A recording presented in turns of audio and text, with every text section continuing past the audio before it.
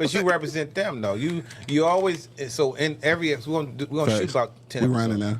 Oh, what up though? Yeah, we running now. Before you say anything that ain't supposed to be on here. We run right to it. We run right into it, dog. Just in case. I ain't know. Well, go through your spiel. This is the happy hour. This is the Lazar and Q happy hour. Let's get to it. Divulge the secrets and shit. All on live, dog. Let me get you started over here. So, yeah, we live everywhere. Yeah. Was you doing fan base today? Yeah. No, we're gonna just take this and we'll put it on there. Okay. All right. For sure. I know we're recording live, but we're gonna take it. Yeah, I'm gonna take it and put the intro on and everything because we just raw right now. We just pop right in, you know, that kind of thing. Yeah. All right, so we in the building, man. You already know what it is, man. Everybody loves BBW, man. It's Beards Bourbon and Whiskey, the podcast. It's your boy, man, Q Lewis, holding it down live from the 48205. Shout out to my gang, man. Shout out to Angry Principal. Shout out to Bo. They not in the building today, but I'm holding it down for the whole squad. And of course, you already know who I got in the building, dog. What up, dog? Lazar the Czar. I gotta do that shout out too, man. You know, we got a whole crew of people. We got LT, we got Robin, Rockin' Robin. She wanted us to give her a name. I'm like, Rockin' Robin, that's what I got. I mean, you know what I'm saying? That's kind of corny, though. I ain't gonna lie. That's kind of corny, though. Okay, we'll put a pin in that. Yeah. All right, we got my man Sadat. We got Chef Buddha. She only wanted it because we call Chef Buddha. Yeah, for sure. But he's been like that because he was a chubby little baby. That's what it was. That's what it's always been. What am I supposed to do with that? You know what I'm saying? Exactly. You got to run with that. Rockin' Robin. Lord, the Greens. I love to call them the Greens. My little brother. My little sister and her. And my brother-in-law. For sure. Johnny with the beard. His beard is... Oh, yeah. He need to be on the show, man. Nah, you see that beard? Yeah, man? I seen Oh, it. my. He got products, right? Yeah. That boy that's like a glowing. I want to say you hit me up, though. Yeah, so we need to put something together. Let's do that. Yeah, I'm with that. Because my shit trash. Huh? Everybody, man. Shout out to the... Look at me. I'm still struggling. You know, and I'm using the product. Hey, sometimes it just, you know... It just ain't for me. Like, this is as good as it gonna get. Right. You know what I mean? It be like that sometimes. I'm okay with it, though. Yeah, it be like that sometimes. But yeah, man, we just, you know, I'm just celebrating life, you know what I'm saying? For sure. It's been a great year so far. Yeah. The planning part. Okay, and we just getting in here. So. Yeah, we just getting in here. So no, for sure. Planning part's good. And it's Black History Month, so does this play a special part in Black History Month? I mean, is it cool? Can we still talk about Black History Month? I mean, with the new... Can't nobody I was about to say with the new regime in. Can't nobody take nothing from you if you don't let them. I mean, it's just that simple. Motherfuckers gonna come in your house and go in your refrigerator and take your bread? Right. Hell no. First of all, bread shouldn't be in the refrigerator, but that's something else. But no. Damn. All right, I got bread in the refrigerator right now. Don't take that out. What do it do? It's gonna mold. Really? I thought it mold if it's sitting out. Nah, you tighten it up, keep the air out. That's another crazy. story. We ain't chefs. All right. Yeah. Talk to Buddha about Shout out that. to Chef Buddha, right? Yeah, Buddha tell you all that. Right? I'm tripping. I never knew that though. How you like the game yesterday? The game was the game. I ain't gonna lie. I was rooting for Kansas City. I really didn't have a dog in the fight because I didn't care because the Lions didn't go. Absolutely. But I kind of wanted them to win just so I could see a three-peat in my lifetime because that shit is probably never gonna happen. Like a three-peat in the Super Bowl, shit is crazy, and the dog ain't even 30. Like that would have been a footnote to be a part of. I saw pieces and bits of it. My daughter, you know, she's a fan of the Lions. She's 13, but she's a fan of black people in football specifically. So it was a good game for that. She was like, I'm cool only because it's black on both sides. This is what I'm talking, right? Black on both sides. Daddy, ... But KC, go ahead on. You know, she was rooting for the Eagles. When she saw that score in the third quarter, she was like, "Yeah, they done. They over with." That kind of. I just don't even understand. Like, and all of that pressure with no blitzing. Like, I don't know what. Anyway, I don't want to. Yeah, that's something. But you know, I look at stuff like that. Like, you know, sometimes we gotta think. Well, you hear a lot of stuff about stuff being coordinated. I won't use the word rigged. Rigged, yeah. Coordinated, right? Yeah. It's like a show. Yeah. You can look at it like that, or you can, you know, I play sports, so I kind of, not sports, basketball. Okay. So I kind of know, you know, it's not necessarily that, but that's a big game. I ain't never played for the NBA, nothing like that. So right. we don't know what that's really like. Yeah. We don't live in that space. I mean, with all the money tied to it, you can imagine stuff like that. Vegas, but also, if you play sports, you know that anything can happen. Because now you literally can bet on sports since 2020. Come on, like it's. No, they betting on what color the Gatorade is at the end of the game. Oh, yes, I heard that. Yeah, I wish I'd have got in on that bet because I could have easily knew it was gonna be green. Right. But anyway. Yeah. So you saw. Speaking of the show, though. Yeah, go ahead. What you think about that halftime show? It was halftime. Matter of fact, before you get started here, I'm gonna let you hold that up to the camera. Let me get that. Show the people what we drinking on right now. That's that Edmonds Honor. Okay. Just released in November. It's a pronghorn product, specific pronghorn product. So the story is basically it's by Untold Spirits, produced by Untold Spirits. So it's really a story about Edmund, a young gentleman. Mm-hmm. Who created that process of extracting vanilla? Yeah, and for any person who ever saw their grandmother cook or bake cake, bread, pudding, pie, sweet potato pie, comes in this little bottle, right, and it says vanilla extract on it. He created that process. Yeah, no, that's great. So there it is. That's the bottom. We're drinking the whiskey. Is it bourbon? What is it? Yeah, whiskey bourbon. I didn't see it. Yeah, it doesn't even say it. Yeah, it's probably whiskey. I'm assuming. Whiskey. Yeah. Nice bottle though. I like the packaging. So we gotta see what's to it real quick. Now I will tell you this. He mentioned the vanilla extract, and it say on there that there's a hint of vanilla. So we gonna see. I don't smell it for real off the nose. So smell something. Smell like cognac.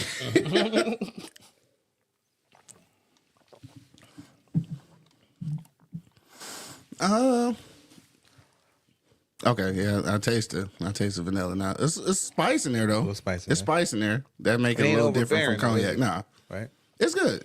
It's good. Yeah, but this is my new favorite. 3:00 in the morning. I like it. Working. Now the rest of the gang, whiskey. I'm not sure. It's not heavy on the vanilla though. There's something Sedata like this. Though. Yeah. Oh yeah, for sure. For sure. I like it though. For sure. I'm actually real quick before you move on. I'm gonna drop a drop of water in there just to see. This is what he do. Like I think that I think with the drop of water, it's gonna bring out the pepper. Oh, I definitely taste the vanilla now. Yeah, I taste it. Okay. Not bad though. Not bad. Let's see what that does. Well, I'm about to get y'all about to do the review for sure. And you said this was produced by Pronghorn. Yeah, so shout out to Pronghorn.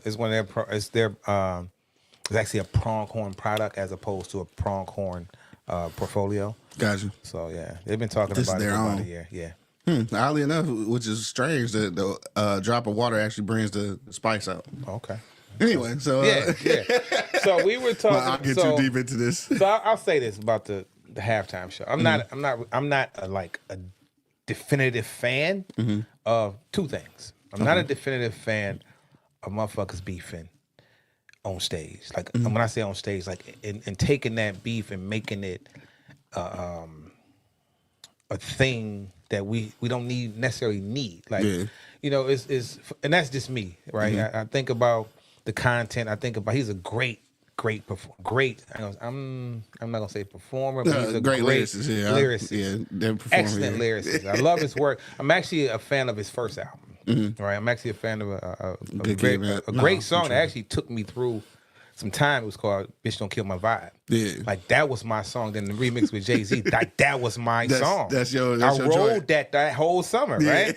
and because I didn't let anything kill my vibe. Right. But yesterday was more, had a lot of messaging, right, for a lot of things. Yeah. I think the song, what's the name of that song you got? The one, the last one. What was the name of that? Not Like Us. I think that could be intended. The crowd favorite. Intended and used in so many different ways. Like, no, for sure. And I felt like I felt like he wasn't speaking to the person he literally wrote that piece for. Oh, not at all. Right? Not at all. I felt like he was speaking to the world. Yeah, like, you know what I'm saying? Sure. Like, wake up, because you can't do that whole show that way and then go into individualize something. No, it definitely wasn't that. Like for the people that the message was gonna go over their head, this was enough to work both for the crowd. That's right. Yeah, that was genius all in itself. Yeah, all in itself. But go ahead. Yo, but I'm just saying that again, and this no disrespect. I just never been a Kendrick Lamar fan. Right. For me, I ain't gonna lie, it's too much thought involved. Like it's too much thought involved. If I got to reread the lyrics, go back, read my history book to understand what the hell he's talking about, it's too much for me. And you know what? It shouldn't be that way, but it is. Like I came up on West Coast rap, dog. Like I got introduced to hip hop with Eazy-E, dog. Yeah. Like it's like I'm not saying elementary rap, but it's not a substance like that. And I got used to hearing the beat and the rhythm first. It's not, and then I listen to the lyrics. Yeah, it's not weighted. His stuff is weighted. Yeah. What I mean by weighted, it carry a lot of things in it. And if you're not a person who, but you're a writer though. Yeah. So. Right, so I don't want to hear that shit. You don't want to hear it because you're right. You're like, I don't want to hear that. I can write it, right? Which is crazy though. Which is crazy. I mean, this is the biggest stage. This is a point where you should be trying to deliver a message. Yeah. I mean, but is it the biggest stage? I mean, commercially, yeah. You know what I mean? Like, see, I unpack shit like that. We give things, and I'm gonna get into my bag. Obviously, we give shit so much credit and weight because more than it deserves. He could do that show anywhere and still be what it is. He could do that show anywhere. Not with that visibility though. Well, because he got visibility yesterday that people who are not hip hop fans or who may have never even heard of him. Right, but he do a show somewhere else. Like, you know what you're there for. Does that open up a door? It opens up the conversation. And I'm assuming that's what the message is for. Now think about the conversation. Mm-hmm. What would the conversation be? I'll give you an example. This has just happened before I got here. Okay. My daughter comes home. Tomorrow's HBCU day at her school tomorrow. Okay. Now, she got stuff, but kids, they want new stuff, right? So she wait last minute, obviously, because it's tomorrow. I'm like, well, you got 2-3 shirts. What are you doing? Dad, I got to be fresh, right? Yeah. So I hear my wife's on the phone, and she calls one of those stores that, and I hear her explain to the person on the phone what a HBCU college is. The person answered the phone at the store and it's like, I'm not sure what you're asking. I'm not sure what that is. What is that? I don't know if we carry that. No, you understand? Damn. And this is a store who carry all college stuff. Well, you don't know shirts, hats, etc., etc. Right? And the most likely the person on the other end, well, she was a white girl. On the other end, they live in a different world. Yeah. See, they don't obviously that don't come through their classroom. That don't come through their training, through their academic. I mean, their athletics. They don't come through there. Yeah. That's Why should it? Right. Do they have to think about it? Not for real.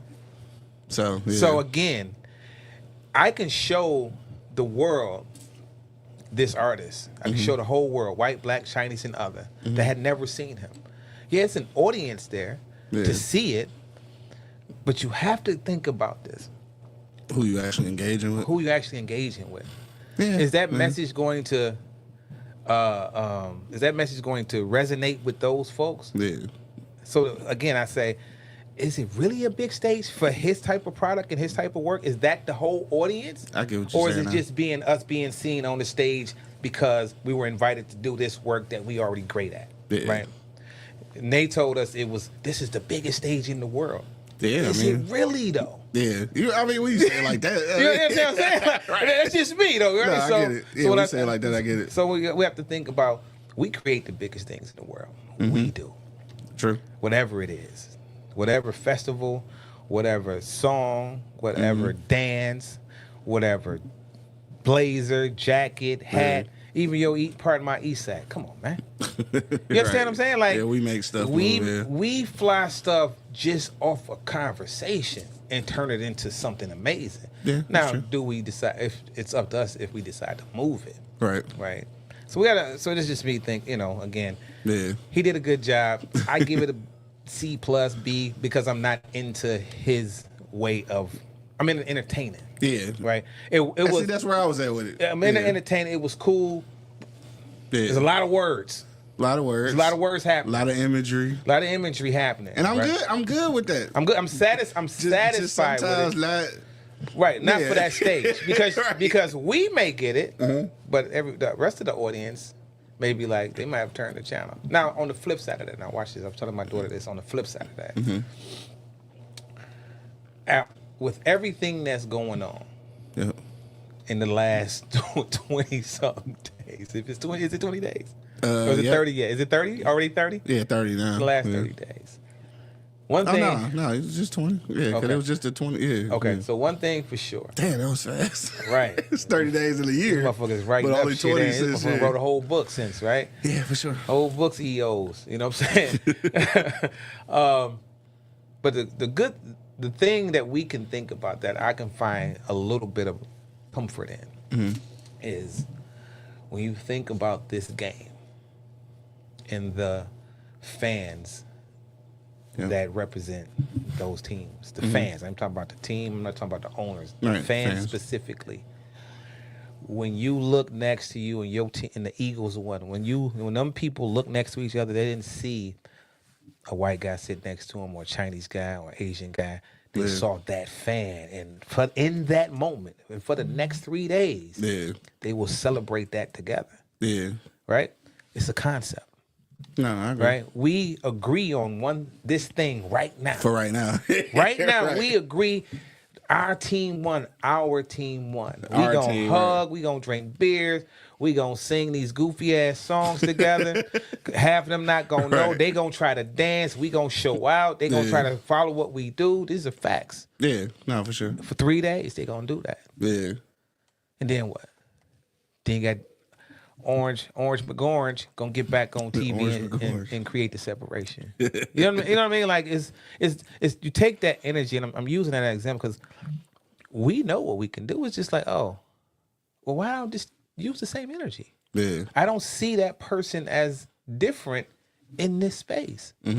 We can choose, so we're choosing to celebrate together what we want to celebrate on certain things. Yeah. On certain things. You know what I'm saying? Same thing with Michael Jackson. You've been to a Michael Jackson concert. It's like everything. Everything, right. Right next to, hugged up. Passing out together. Waving fans over each other. Right. That's true. Because the whole front row going to fall out. Yeah, that's guaranteed. So, it'll never be another star like that. Ever in life. And I think because of social media, though. Because everybody, like, you actually get a chance to see everybody all the time. Yeah. See, back then, like, people didn't see you. They just didn't see you. No, that's right. Prince would sell out in seconds. Yeah, because nobody would see him. And then you like, man, he had a concert, like, I got to be there. Promoting the concert. True. Driving them tickets, you better get them right because he know. Yeah, right? Shout out to Prince, man. You know, it's one of the first pioneers of just black people stuff. Man. Right? Man. And how do you do that back in them days? Like, man. Because we struggling right now with the resources are there. Yeah. So imagine what it was like trying to do black stuff. You know what I'm saying? Back in the time when that shit was frowned upon, dog. Man, hated. Right. Hated. You get hung. Like literally. For being black. Yeah, no, for Not sure. for doing black shit. You get hung for being black. Hang that motherfucker. Oh, Eddie talk good. Hang him twice. He said he got a little bit of education. This nigga educated. Hang him, please. Hang. Right, yeah, it is. You know, and that's why, you know, for me, I represent all of us, right? My talk and my language and how I speak and what I believe in is for us to just really think about what we give our energy to. Right? Yeah. We got to think about that. So, you know, shout out to them cats. Shout out to the Eagles. Shout out to Kevin Hart. You know, he spent that grip. Yeah, for sure. Shout out to Wallow and them over at $1 Million all them Philly boys. Shout out to all Philly. I mean, they love, you know, all them cats. Yeah, they Freeway. Shout out all of them, man. Sure. All of them. Yeah. I am mad. I ain't gonna lie. And I'm gonna tell you why I'm mad though. I'm gonna tell you why I'm mad. I'm mad because Philly fans been shitting on the Lions fans all year. That's why I'm mad. Yeah. Because I'm mad for two reasons. I'm mad because they shitting on us. I'm mad that they turned out to be right. Yeah. You know what I'm saying? They talk shit about us all year. I'm like, we gonna really get there, and we didn't get there, and it makes them right, and that just pissed me off. Makes us wrong, right? It makes us wrong, so now I'm mad. That's the real part. Fuck them being right. It's making us wrong. I don't want to be wrong. Exactly, dog. That's exactly what it was. There's a lot of money got lost in that. Yeah. Anyway, dog. Yeah. Anyway. Speaking of putting your energy in things, though, right? I want to talk real quick. I ain't even gonna say real quick because it's gonna depend on how this conversation go, but we talking about B words today, obviously. B words. Not Black history. BITCH. Yeah, not that B word. Not that B word. But a few B words, not that one.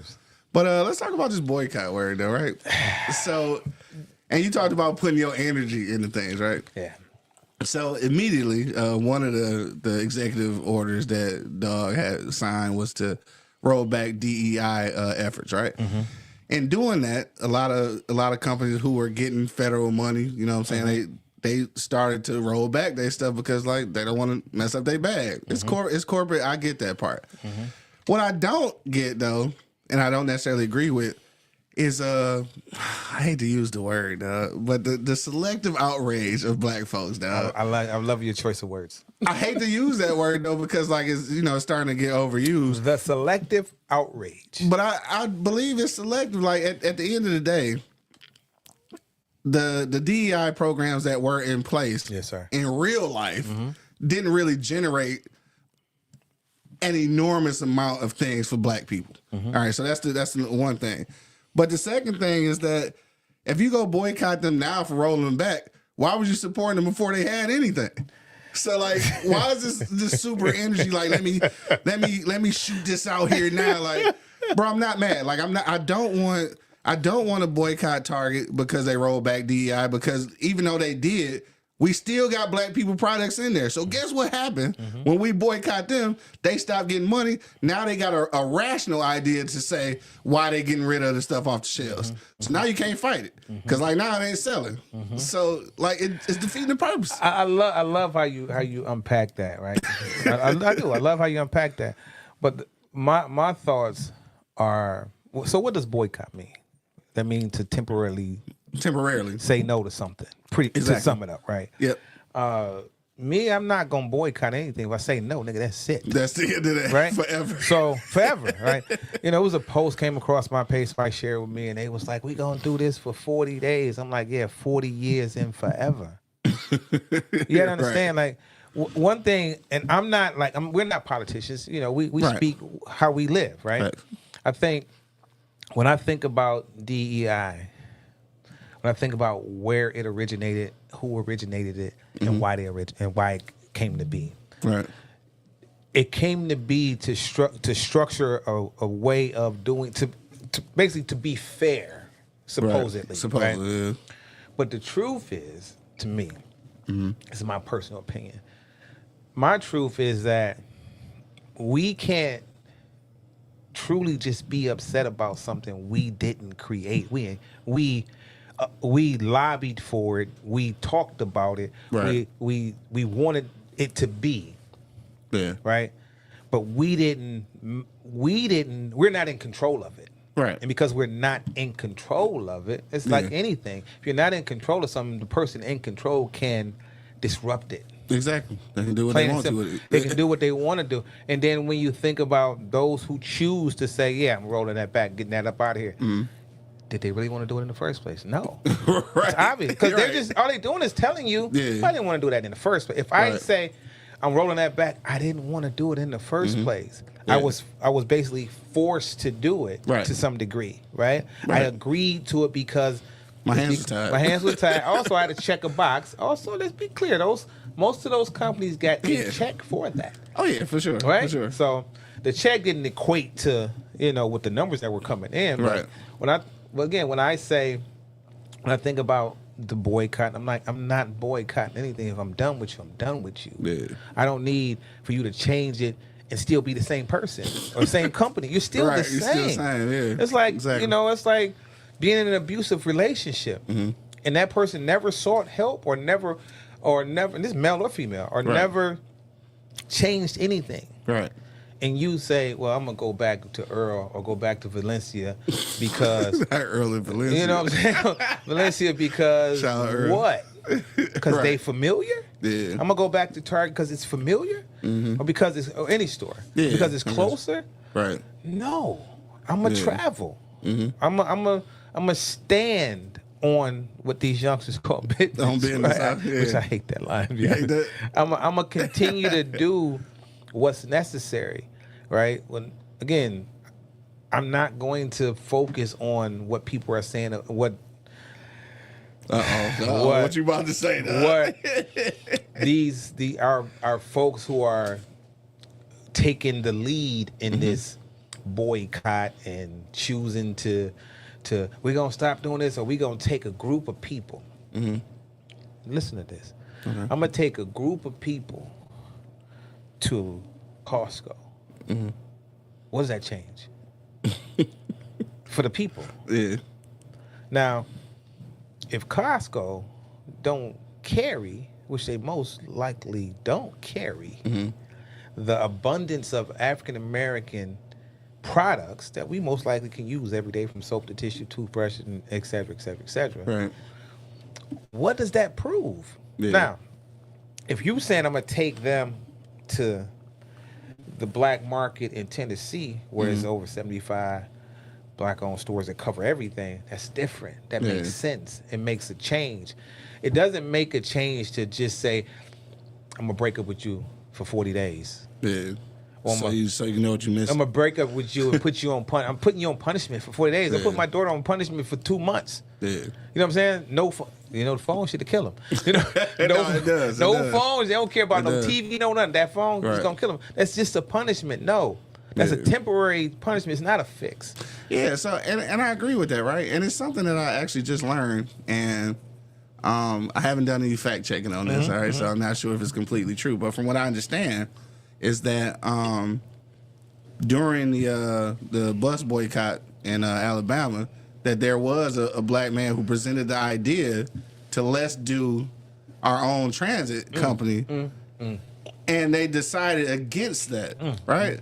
So then this is kind of the same thing, right? So you're saying like let's just boycott these people for 40, 60 days or whatever, as opposed to creating your own. Like this sounds like the same situation. I'm glad you brought that up because I'm glad you brought that up. 2017, we in our film festival we had a little bit more of that. We had a documentary in our film festival. Okay. It was what is her name? The one that didn't get off the bus. I can't never think of her name. Rosa Parks. Rosa Parks.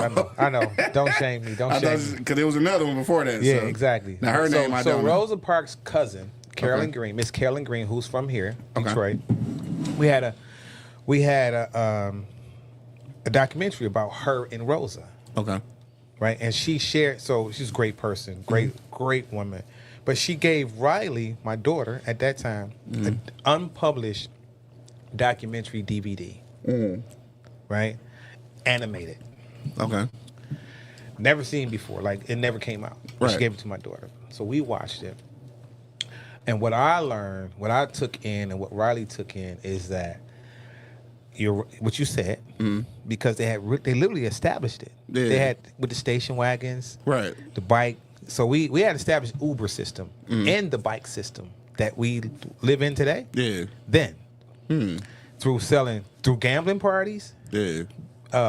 What's the dinner sales? Dinner sales. You know how we do. Cake. It was some cake joints. Bacon cakes and all that stuff. All the stuff that black people do. We got comfortable with ride sharing, walking to work. Yeah. For 300, almost 400 days. Right. So 30 days is a habit. Anything over 30 days, it becomes is an intentional thing.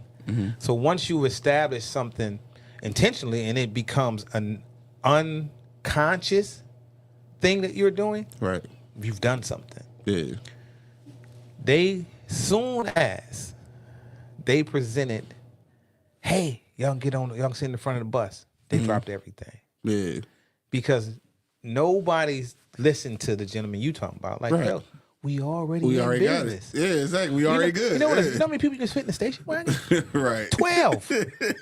You rolling. Right, you good. You remember the jitneys come on, we done that. Yeah. We had our own service. Uber. The first Uber. So yes, that's exactly what I'm saying. Like we gotta stop. It's about wording and committing to what really needs to be done. Yeah. We can't talk Black History Month and talk Black Business Month because we do this all the time. Right. Like the restaurants that open up downtown, Parlay, Fixins, et cetera, et cetera. Yeah. They open 5 to 6 days a week. They want people in there 5, 6 days a week. Right. Not just for 30 days, not just for 28 days. Right. You understand what I'm saying? I want you to come eat with me weekly. Right. Right? So it's about language. What are we telling ourselves? Yeah. And why we keep using the same language when we talk about us? Why we keep promoting and flyers. Like, you ain't seen me put up a flyer about, it's Black History Month, drink black. Yeah. Drink that shit every day. Every day, all year long. This ain't a 28 challenge, 28-day challenge. Challenge yourself the rest of your life. Right. I feel you. Let me see what you're gonna do with the rest of your existence. Challenge that. Let that be the long-term challenge. Right? Seek out things that you use every day. Gas. This is a black-owned gas station on Livernois, right off of Davidson. Right. It's one on 7 Mile, right off of Otter Drive. It's one in I want to say in Inkster, right? So we exist. We exist in those places. Liquor stores, Liquor Basket, right? Yeah, shout out to Liquor Basket. Shout out to Liquor Basket, right? There's about 4 other ones being developed now. Romulus, Westland, and Inkster. There's one in Inkster also. Oh, okay. And then you have the co-op, grocery store, the grocery store, right? Who would sell pretty much everything we can do. Yeah. Where's that commitment? I can't go in and tell the guys that own the co-op, well, I'm gonna shop with y'all for February. Right. Okay, then I see y'all next February. I see y'all in August. Right. Cool, that's cool. Is that cool? Right. Is that cool? Right. Is that cool for me? Is that cool for you to tell? Hey, it's about it's changing the whole lifestyle, I guess, basically. You have to change how you approach it, how you think about it, and the words you use to describe it or explain it or put into work, like put into motion. It's wordplay. No, it's not boycott. It's fuck them boys. You understand what I'm saying? It's like, and you got to convince yourself, because again, you're in a habit. Yeah. You're in a habit of going to Target, to the Gucci store, to Walmart. You're in a habit because that's what you do. You have to get out the habit. And then I'm gonna say this. I know this is probably not a popular opinion, or at least not a properly expressed opinion, though. Yeah. But for niggas, and I say niggas, yes, indeed. You know what I'm saying? For niggas who don't support their own, to convince me to boycott some shit, it's crazy to me. It's nuts. I can't hear you, because you got somebody right now that you could be purchasing something from, who not in the store, that you ain't got to boycott nobody to do, and you're not even doing that. So talking me to death about not going to Target. Come on, man. It's killing me, bro. Come on, man. You're murdering me with that. I posted after that shit happened. I posted on there like, so what is this fake outrage about boycotting Target? I saw that. And when I tell you, niggas went crazy in the comments. And I let them go, because I just want to see what people are saying. Where they head at, right? So watch this. So my wife, I'm buying all black. So years ago, I saw this post of Glamaholic. I think Sadat might even introduce me to it. Yeah. So I got daughters and a wife. So I'm like, kill everything else. Yeah, she doing major. She murdering. Yeah, right? she doing major. Great product, beautiful designs, not price crazy, no different than anything else, right? All right, for sure. So my wife was out. We had reached out for an interview though, but we'll get her. We'll get her. She gonna see this. And I'm gonna remind. That's right. We reached out to you. We back reaching out to you. Right. So my wife was out a couple weeks ago, and she had her big bag with the G's on it, right? And somebody said to her, like, that's like just a knockoff of Gucci, ain't it? My wife is, she's a very kind person, right? Now was she here? The person? She was in Detroit? In the city? Yeah. Oh. Yeah. I might have said that for somebody outside the city, but when you from here, you recognize that shit. You know what that shit is. You got a problem, right? You know what that shit is. It's a problem, right? So you about to get your ass whooped, probably. Was anybody, if that was my daughter, Rachel, you probably got your ass whooped.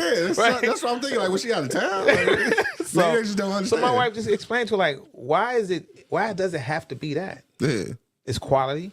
Right. It looks good. It's well made. Why it has to be a knockoff of anybody? Right. Why it can't just be what it is? It's just what it is, right. Why is it that when we make something, it has to be in resemblance to something else that you give value to? Right. Take them G's off a Gucci purse. It ain't shit. Right. It ain't. Yeah. It ain't nothing but another purse. They can talk you all day about stitching and this and that and this and that. That's just language. Right. If I tell you LL Cool J got the best rap album in the world, and I keep telling people that, if I keep telling you to go buy radio, and you keep doing. I keep pressing. You be throwing back with the. Come on, man. Quit all about the radio. Damn. If I keep pressing, it's gonna it's gonna be a part of your psychic. Right. If you keep seeing it, it's gonna become a part of your psychic. It's like anything else. Same thing with Adidas. Run DMC ran it through, and it became a part of something. Right. No, for sure. Jordan, same thing. Mm-hmm. If Jordan don't make Jordan ain't on Chicago, it don't play the same. Right. No. It just don't play the same. Yeah, It ain't the same vibe. It ain't the same feeling. Yeah. If they pull his shoes off the court because he was getting fined $5,000 a game. Mm-hmm. If Nike didn't pay the fine, would we know? Right. We wouldn't even know. Right. Yeah. And I say all that to say, like, we give things power. Yeah. So we can take that back, take that away from it. Right. You know what I'm saying? But instead of taking it away, we want to compare something that we create to something that ain't ours. Right. Like and then insult it. Yeah. Like, what type of sense does that make? I mean, not only is it not black owned, like it ain't even American. It ain't even American. Ain't black, ain't like, American. Goddamn, at least keep it in the country. Shit. Listen, and it's in an area where they believe that you ain't gonna come out and buy it. Right. You know, in the 80s, niggas flooded Somerset Mall when they opened up Somerset Mall. Yeah. They didn't realize that's the only place you could get shit like that. Yeah. They didn't even realize black people had that kind of bread coming out there. We fucked up the Louis Vuitton store, Gucci store. Right. Farad, all them Bally's. Right. You remember the Bally's joints, right? Yeah, Bally's dope boys. Right. So we because somebody told us, like the Sobs, BBS's, somebody told us it was high price, it was fancy, it was luxury. Right. We signed up for it. We subscribed to it. It's just like Cadillac. We saved Cadillac. Come on. Fucking saved Cadillac. Listen, that's written documented. For you black people that don't know, yes, it's documented. That's documented. Yeah, we saved their ass, dog. No, for sure. Black people, gangsters and pimps, saved Cadillac. Real life, dog. A lot of people don't know that, though. No, so when we talk about, stop doing business with people and things, don't boycott it. Stop doing business. Yeah. It's the business part. Right. It's like with Gucci. When Gucci did the sweater with the blackface or whatever, right? All that cuckoo shit. Mm-hmm. We boycotted that. Yeah. What did they change? Oh, we gonna do a shirt with Detroit versus everybody. Hey, forget about what we did. The fuck you mean? Pretty much. Because that's what happened. That's what happened. Yeah, they hurry up and jumped out there. What happened with that though? Did they do the collab? Yeah. I don't remember. It's like $125 regular T-shirt type shit with Gucci on it. Yeah. That's crazy. Shout out to them. Yeah. But we have to think about who we decide to do business with. Yeah. Like, it's crazy. I gotta share this. I mean, I guess what could be taken out of it, well, especially in that context, when you talk about marketing, maybe that does present them with the pressure to get more diversity in their marketing department. But like, is that enough? I guess. Like, I don't even know. Like, I don't. Maybe it's because I don't know what the end game is at this point. Because we've been surrounded by this type of shit for so long. I don't know what the end game is. Before us, hundreds of years ago, it's been the same conversation. Exactly. So I don't know what the win is. Even in Black Bottom, Paradise Valley, in every city, whichever they call those things in every city, it's the same thing. Like, we lose attention on ourselves. Like, we take our own attention. Like, hey, okay, I did that this month. Right. Oh, I did buy this. No, motherfucker. Right, it's an ongoing thing, man. Right. It's something you got to do consistently and constantly to see it change. Yeah. It's not going to change because 25 of us decided to go to the grocery store today and then not go back for 8 months. It's not the same thing. Take your time. Go in there. And if you believe that there is a price situation that need to happen, okay, what can we do to improve the price? Right. Let's talk about. Like, it's things we can talk about. So to have a conversation. I mean, the easiest way to affect price is volume. If there's enough motherfuckers buying, bro, I had a conversation forever ago with 4 Men. Remember 4 Men? Yeah, for sure. And they some brothers, 4 Men. And what's my joint on 7 Mile? Remember the joint on 7 Mile? Simply Casual. No, it wasn't Simply Casual at all. It's on 7 Mile. 7 Mile in the West Greenfield. Yeah. Oh, it was a dope boy spot too. Pelly's all that first. So I say, and it was a black-owned store. Oh yeah. That wasn't Simply Casual? Nah. 7 Mile. I can't think of it. I know. I can't think of it, but I'm saying that. So somebody listening right now, 7 Mile. You say what? So 7 Mile between Greenfield and Southfield. 7 Mile between Greenfield and Southfield. Oh, it was on the tip of my tongue too just now. Somebody shout it out though if y'all listening. Yeah, shout it out. Anyway. So think about. So I had a conversation with the guys on Fort Man. Okay. So they had Jabot jeans. Remember Jabot jeans? Oh, yeah. So they would sell Jabot Jabot at Hudson, but Fort Man was selling for almost $40 more. Yeah. Right. So we talking 80s. I go over to Fort Man like, yo, I still bought them from Fort Man. But you still kind of want to know, like, I still got a question though. Yeah, like what's popping? Like, yo, what's the why y'all price so high here? I already bought them, and their price is like that. And he was like, well, we only can buy the minimum quantity. Well, I'm like, how many stores you got? And he was like, we got 2. I say, and I mentioned the store that I'm talking about on 7 Mile. Yeah. Then Chantinique's over here on the east side, right? Yeah. I'm like, and then Tanya's on Grass Street because they all sold clothes. Damn, I forgot about that. So I say, I know Chantinique's did. Tanya's did too. Yeah. Damn. Before they closed, I said, so y'all. I said, so what if y'all bought in bulk?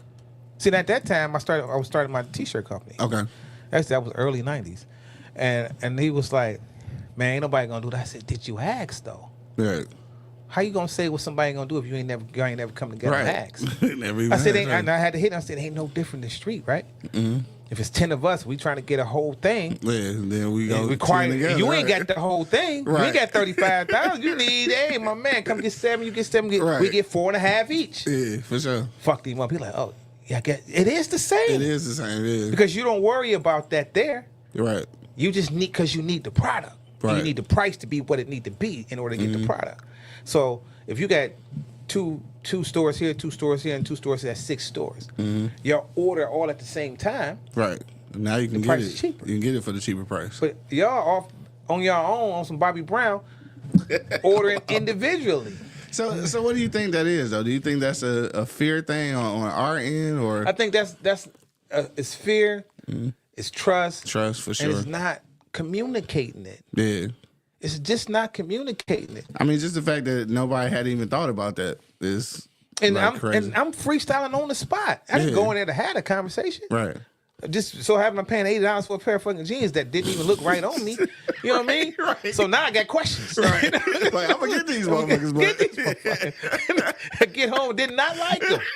Gave them to one of my nephews. Like, this don't even look like this ain't the move on me.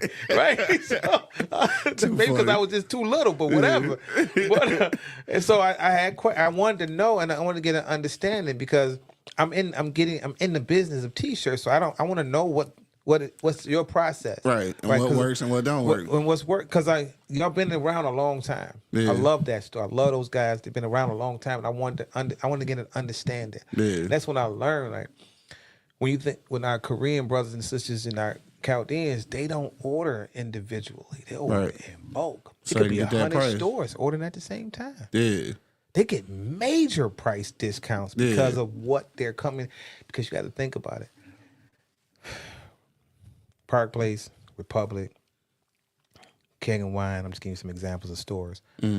They pretty much carry the same thing. Yeah. They pretty much carry those products. So they can go to a meeting with them and like, hey, let's go. What day you order? Yeah. What day you order? They come to a understanding. Okay, we are all gonna order this from this distributor or this company on this day, et cetera, et cetera. The Chaldeans got a wholesale store right off of Greenfield in 8 Mile that I was able to become a member of because of my brother Suge. Suge speaks frequent.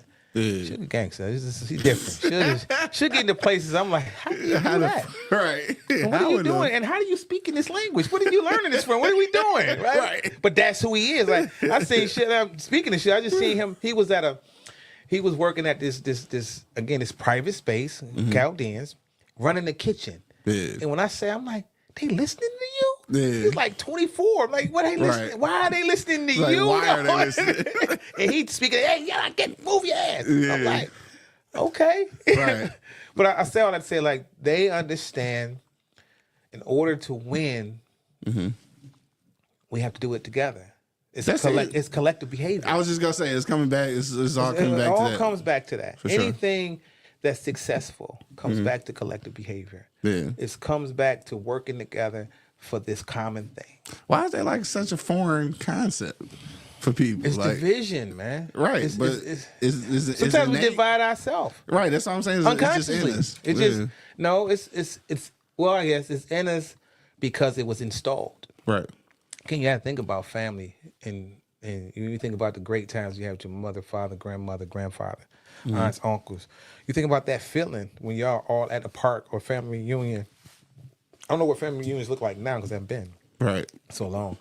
But you think about that feeling, and then what those memories do for you. Those memories are fuel. Yeah. When you think about when I talk to my brother Shug weekly, or talk to my brother Rudy, it gives me something. Yeah. You know, even though we don't talk as much as we would probably like to. Yeah. But if I can get a conversation with one of them every other day or every week, it's fuel. Yeah. My oldest sister, bro, let me tell you something. My sister Carolyn, for the last 7, 8, 9 years, she's texted me every morning. Every morning saying, be great. Or this a whole thing about being great. You the greatest. I'm proud of you. Except every morning. Yeah. Because that's what she can do. Right. You understand what I'm saying? She may not have $100 million or nothing like that, but that right there, that's worth $100 million. That's worth $100 million. Because it's always on point. Yeah. It's always that thing that takes me and fuels me. Again, it's fuel. Yeah. So that's something that works for me out in this world. And I think what we are missing, what some of us are missing, is that connectivity to that kind of feeling. Yeah. Right. We gotta trust each other. Yeah. We quick to trust outsiders and it don't work. I feel like people so enamored with the idea of doing everything on your own. Like, I don't know where that concept came from. Getting it out the mud. You know what I'm saying? I don't owe nobody. Like, dog, I get it. Nigga, but like, I don't. What you mean? Yeah, because like, where did that concept even come from? And how do we move past that shit? Listen, man, I ain't never moved furniture without help. Dog, right. Some kind of help. Even if somebody had a truck and just watched me do it, they provided the truck. Exactly. Right. I'm that person now. Don't ask me to move shit. You can borrow the truck. I am retired from that. I got 8 sisters now. No, hell no. Yeah, it took all that from everybody. That's it. Shout out to my cousins, man. They took it from me. I can get you something to move. I can get you some people, but no. Because I'm going to come in like that. What you need? Right. Not me, but I got you. I got you, right. Yeah. I think we got to pay more attention. Yeah. To what's really going on. We got to pay attention to what we give our attention to, and we give our attention to things that don't matter. Yeah, it's easy to say, "Hey Q," like when I call you, right? It's easy. You could have been like, "No, man, I ain't got time for all that shit, right?" You know what I'm saying? They keep calling me about this shit, man. You know what I'm saying? But you know I ain't about to play with your time, right? No, you understand what I'm saying? Right. So I think we got to trust more in who we are, as opposed to how they have put us out. Like, this is who black people are. This is who black men are. And how can somebody tell you who you are if it ain't coming from you? Right. And why would you listen to it if it ain't coming from you? And the whole perspective of like a team, though, I feel like a lot of people haven't ever experienced how easy some shit can be when you have a team. Oh my goodness! And I think that a lot of times we shit on each other because we feel like such and such is incompetent. They not able to do their job. So let me tell you this though. I've worked in a few corporate settings. Yeah. And I've worked on teams with some mediocre, subpar motherfuckers. But guess what?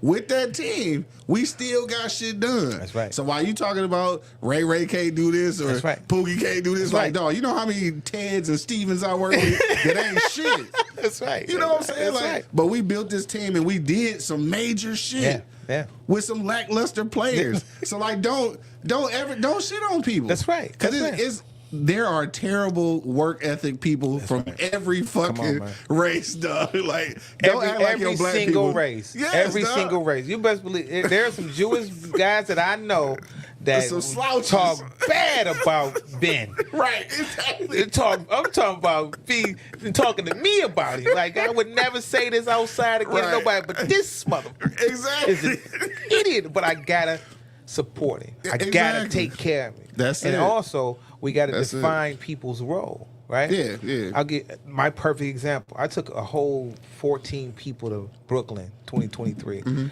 95% of them has never been. Me and my brother Rudy was the only two people out of that crew that been to New York. Okay.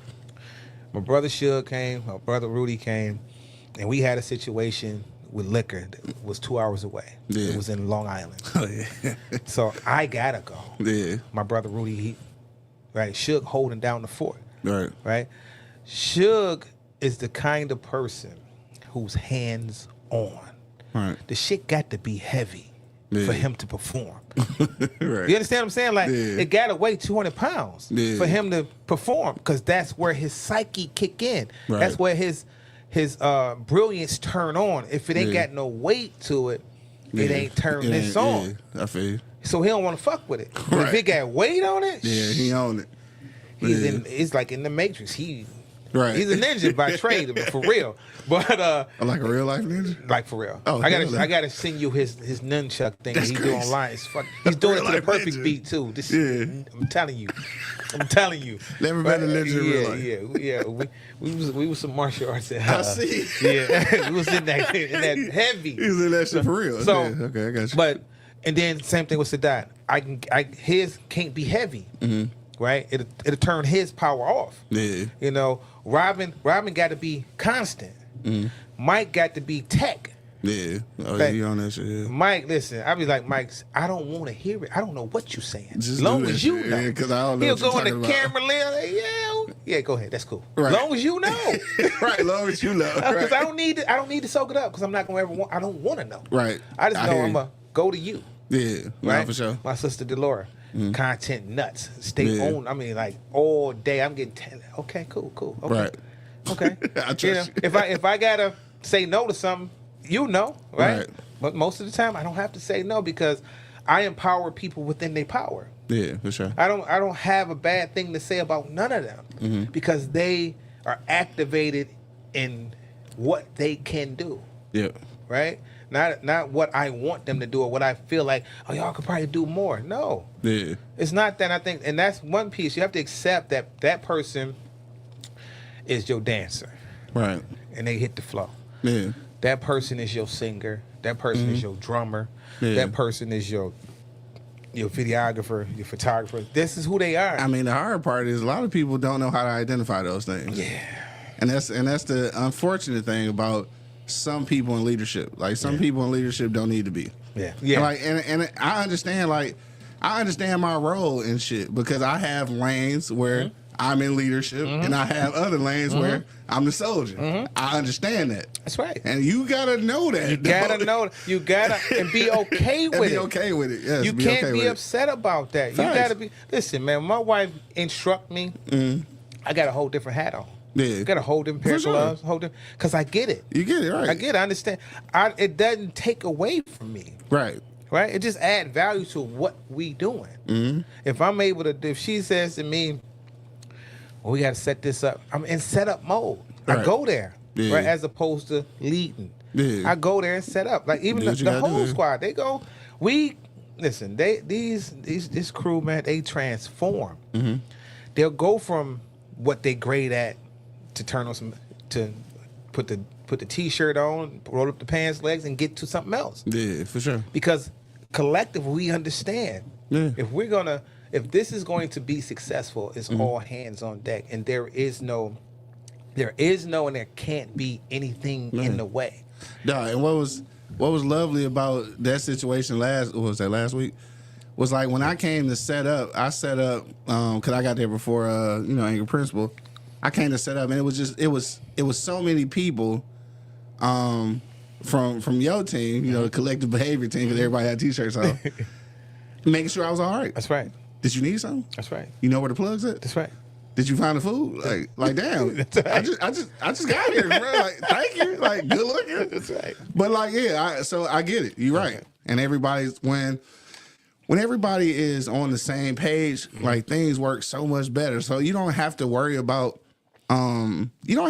skill level when everybody is focused on the same thing. You know where to plug people in. That's right. You know what they're good or not good at. Exactly. Yeah, for sure. And again, I learned that, I was in a corporate job forever ago in 97. Yeah. I had 130 people that I was in, I oversaw, right? We're talking black, white, Chinese, Mexican, gay, other, male, female, etc., racist, all on one team, trying to build something at 100%. Right. I'm the youngest person on the team. Oh shit, that's by tough. 5 years. That's tough, right? Yeah, that's tough. I'm the Air Force One king at the time. Right. I had 390 pair of Air Force Ones for absolutely no fucking reason. You're the ultimate YN. The ultimate, right? And my work ethic is pure, but I'm not getting dirty. So just imagine, imagine that 5 years younger than everybody else, and they looking like, well, how he ain't even working, how he working, he ain't dirty. That was always a conversation amongst them, right? Yeah. I can do every single job impressively. Yeah. I can teach every single job patiently. Yeah. Right? So the respect that I got from that 100+ people was like, he just want us to win. Right. I identified every single person's personality. And then they got on the same page. I took time with every single person. Mm-hmm. I looked at every single person as an individual. And I'm in my 20s. So it was something that I didn't even know existed in me. I didn't even know I had that. Yeah. But I was faced with this, and I'm like, I want us to win because I'm a winner. Right. I want us to win. I want us to, whatever we signed up for here, I want us to do the best. And if one of us is not doing great, then it ain't the best. Right. So, and that took about 2-3 years for everybody to really understand. Once they understood, let me tell you, man, once they understood, we were the number one team in the history of that company. Damn. For 5 years in a row. Damn. For first time pull through. With the YN with the Air Force One. With the Air Force One. Right.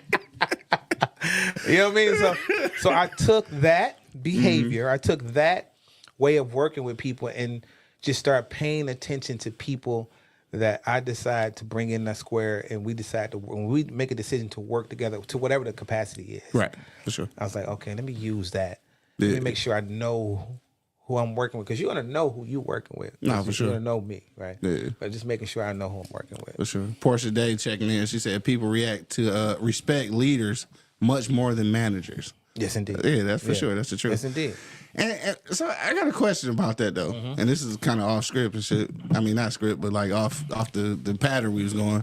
But like, do you really think that leaders can be made, or do you think that like for real leaders are just born with that shit?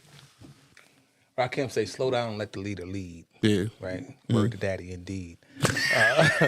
This old hip hop head ass. This nigga recites some more 80s and 90s hip hop in this motherfucker. So I take that leaders are who they are. Mm-hmm. You can't go to school to be a leader. Right. You can go to school to obtain leader qualities. Gotcha. Right? Leadership information and details. But people who follow the leader are not followers. They looking at a leader, right? Who they admire, they respect, that they're benefiting from.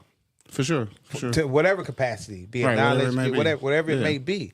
So, I'm when I look at leader, who I am, what I've done throughout my life, to my early teens, 12, 13, 14, I've always been this way. Yeah. Right. So you was born with yours. I was born with this. Like right. I was born with this. That's what you saying. Yeah, I'm saying that. I'm born with, because leaders carry a lot of weight. No, for sure. Right. It's a whole lot. It's a whole lot, but you have to be able to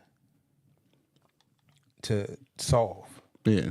So I'm a professional problem solver on any level, street or whatever, any level, professional problem solver. What that means is I can be listening to what the problem is or seeing it coming in advance and already working on the solution. I tell my daughter this, right? I tell my 13-year-old this, like, things that I say in advance is preventative action for what's to come. Yeah. Now, if you follow what I say, this will be prevented. But if you decide not to, this will happen. This is going to be the outcome. Yeah. Right? And she experienced that. Yeah. She's like, oh, this shit is real. So now she believes you. Now she believes me. Right. Now she believes me. So. Well, speaking of believe. Yeah. We're going to segue into the beliefs. Yes. B word. Yeah. How important is the beliefs of the leader in order for like people to really kind of grasp on? I think the leader has to believe in the people he's attempting to lead. Right. I can't lead you if I don't believe in you. True. I can't lead you if you don't believe in yourself. I think that's number one. Because that is number one. I think that's number one. Because you can easily mislead yourself. For sure. You can easily question something that's not even there. Right. You can easily get distracted based on what you decide to put around you. True. Based on conversations, based on what you do on social media. And I hate using that, but because without social media, we would still be using the yellow pages, and that was okay. So that was cool. Because at that time, you remember 10 phone numbers. Right now, you can remember one from that era. That's my grandfather's. Yeah. 567-2370. That's it. And it was some lottery numbers too, so that's easy, right? The lottery numbers. Some hidden boys there. No, for sure. But belief is, you can use it so many ways, right? Like people who believe in, it was once said, like, how do you believe in something you've never seen before but don't believe in yourself? Right? You can believe in a entity, right? Because it's written in a book somewhere. And that's real right there. Right? But you can't look at yourself in the mirror and say, I'm great, I'm good at this, and I'm going to do this. That's crazy, right? You can see yourself. Yeah. You can literally hear yourself saying it to you, but you refuse to believe in you. That's where it began. If you don't believe, hey, I believe that I should be working with Q on a regular basis. I believe that. I know he's great. I know he's a producer. I know he do all this. I know he fancy with the cameras and all that. Fancy. Right? I know he got all that. I know he write poetry. For those who don't know, he got 2 books. I got both. I mean, well, theoretically, there's 6 books. But see that? See, I poured that out. Y'all see how I set that up? There's 6 books. Yeah. So, you have to believe in yourself first. No, that's for sure. And I think that is a struggle at some point for people. What I've learned about me specifically, I've always believed that I could do it. Yeah. From the time I gave a Super Bowl party in 2006 on my own, right? Yeah.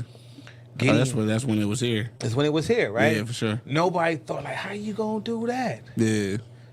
Cut you off. Right. Because you don't believe. Because you got questions. Right. You ain't got nothing to contribute. Right. Them questions ain't the one. That ain't going to help. Because it don't, right?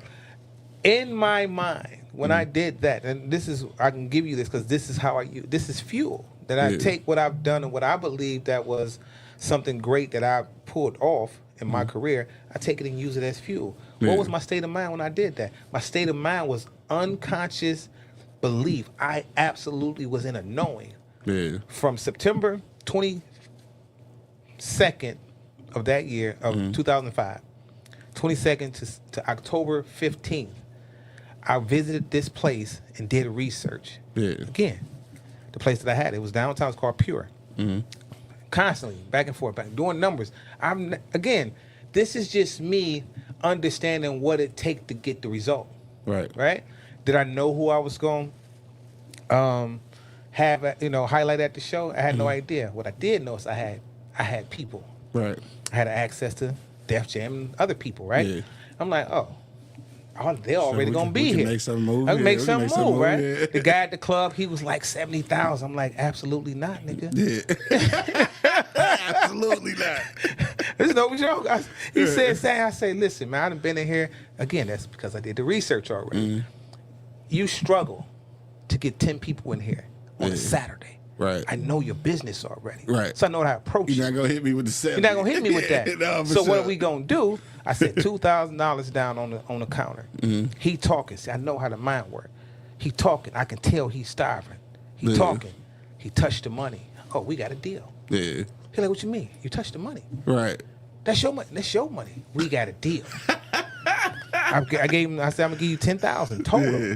But right now, that's the down payment because I got work to do. He had 3 floors, et cetera, et cetera. And I'm saying, this is how I'm moving. Yeah. I'm moving at a pace with no hesitation, with no fear. Hit you for the 70s. Get the fuck out of here. Talking about, I had a one of the Steelers player call me. I said, let me tell you something, dude. They don't do their own business, man. Right. So I know you. So I know you. Who you talking to, man? Let's be clear who you talking to. So dog just called you directly. Directly. Right. Oh, okay. Right. So I called my record company people. I'm like, who can I get? They was like, hey, we got this new guy called Neo. I'm like, I don't want that. This is me making a mistake. This is me being a dummy. Neo. Nah, he had that one song, whatever that shit was, with the white hat, with the winter time. For sure. I'm like, no, man. Neo, He's like, I'm telling you, say no. But even at that point, he was a new singer, but he wasn't a new writer. Right. Yeah, he wasn't a new writer. See, he didn't give me the whole thing. Yeah, hella writer. He said, new singer, Neil, you saw the video. I said, I don't want that. That ain't cool. But I don't think at that time, and it was early in that song's development. I mean, that was my only regret. Like when this nigga blew up right after that, right? Hell yeah. But we got what's the boy? What's that little boy name? Pony. What's that nigga name? Genuine. Yeah. That little boy. Genuine. He's not that young. That little boy. You know. We got Genuine. He drew a crowd though. No, for sure. You know, he bringing the crowd. Pretty boy. He bringing the crowd out right now. Right. Facts. Even after he fell off the stage. Facts. So I sold. So. Several things was going on all at the same time. I got an opportunity to do T-shirts for the NFL at that time. Oh shit, okay. Right, NFL wanted. It was gonna send me 80,000 T-shirts with the NFL logo inside. I had designed a print front and back. Yeah. They wanted to give me 7 cents per shirt. 7 cents. I had to produce the shirts. Okay. I had to print the shirts, 80,000. They wanted to give me 7 cents on each shirt, and then pay my staff because I was gonna have a booth for $1,000 a day at the venue. Was at Ford Field, and I did the numbers. I'm like, nah. It wasn't making sense. From the east side. That don't make no sense. Right. That's like they just thought you was gonna jump on it because it was a chance to partner with NFL. Like, because this mine. Yeah. When y'all go home, this my still design. Here. Yeah. When y'all go home, we still here. What you mean? Y'all don't come and get rich? Oh exactly. No. Again, I'm in a place where I got people at Chrysler. You know, Chrysler's. Oh yeah, the auto industry, for sure. Getting money. Hell yeah. So me, I take it from the streets perspective. Like, yo, I'm gonna give you 100 sweatshirts over here, because that was all long sleeve. 100 sweatshirts, 100 hoodies here, 100 this. Y'all give me this back. Yeah.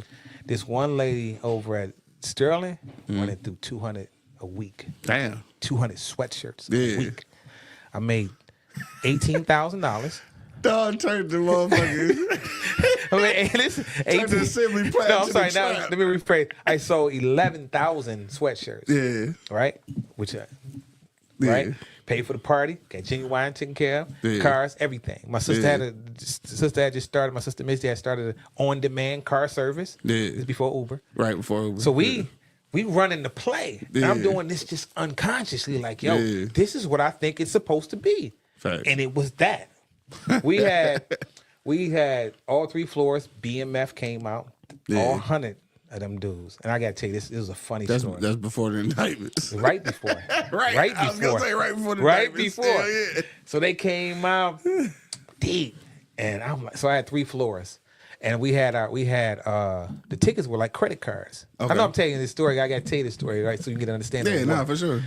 Of belief, right? So credit card looking, they was dope, silver and black.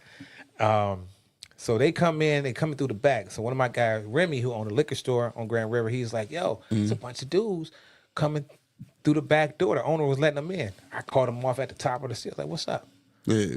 So it's me, Suge, So I ain't got no worries. Right, exactly. We don't need weapons. Like, we weapons, right? So it's just a true story. Yeah. So we at the top of the stairs, and they like, I'm like, yo, what's up? They was like, yo, these are my people. I'm like, yeah, nigga, you ain't about to bring 100 people in here. This ain't your club tonight. Right. He like, what you mean? What I say? Right. Exactly. Like, exactly. This ain't this that. Ain't that. Right. This ain't. So one of the guys came up, and it was cool. Yeah. He was like, what's up, man? What's going on? I'm like, yo, man, this club is on. We own this club tonight. Yeah. How many people you got? He's like, he looked down, and niggas swung all the way around. Shit. It's about 7,500. I said that 100 motherfuckers for real. I said, I'm gonna put y'all on the third floor. Yeah. I said, it's $200 each. But I'm gonna give it all to y'all for 100. Yeah. This nigga went to his bag, brought that shit out. fucking brick. Cause it wasn't shit. It wasn't shit. Yeah. So he wanted it private anyway. Because my dude from the liquor store, he brought me all the champagne. Yeah. From his liquor store. We sold it as part of the package. Yeah. Right? Yeah. So, because we sold the liquor. Because they wanted to be ducked off anyway. They want to be ducked off. Yeah. They didn't have the capacity of liquor or beverages that we had people. We had 7,000, almost, I'm sorry, about 1,000, 1,200 people in that space till 5 o'clock in the morning. God damn. Right? That looks rocking out. He was gone, the radio playing, he was just, you know what I'm saying? The radio playing. You know what I'm saying?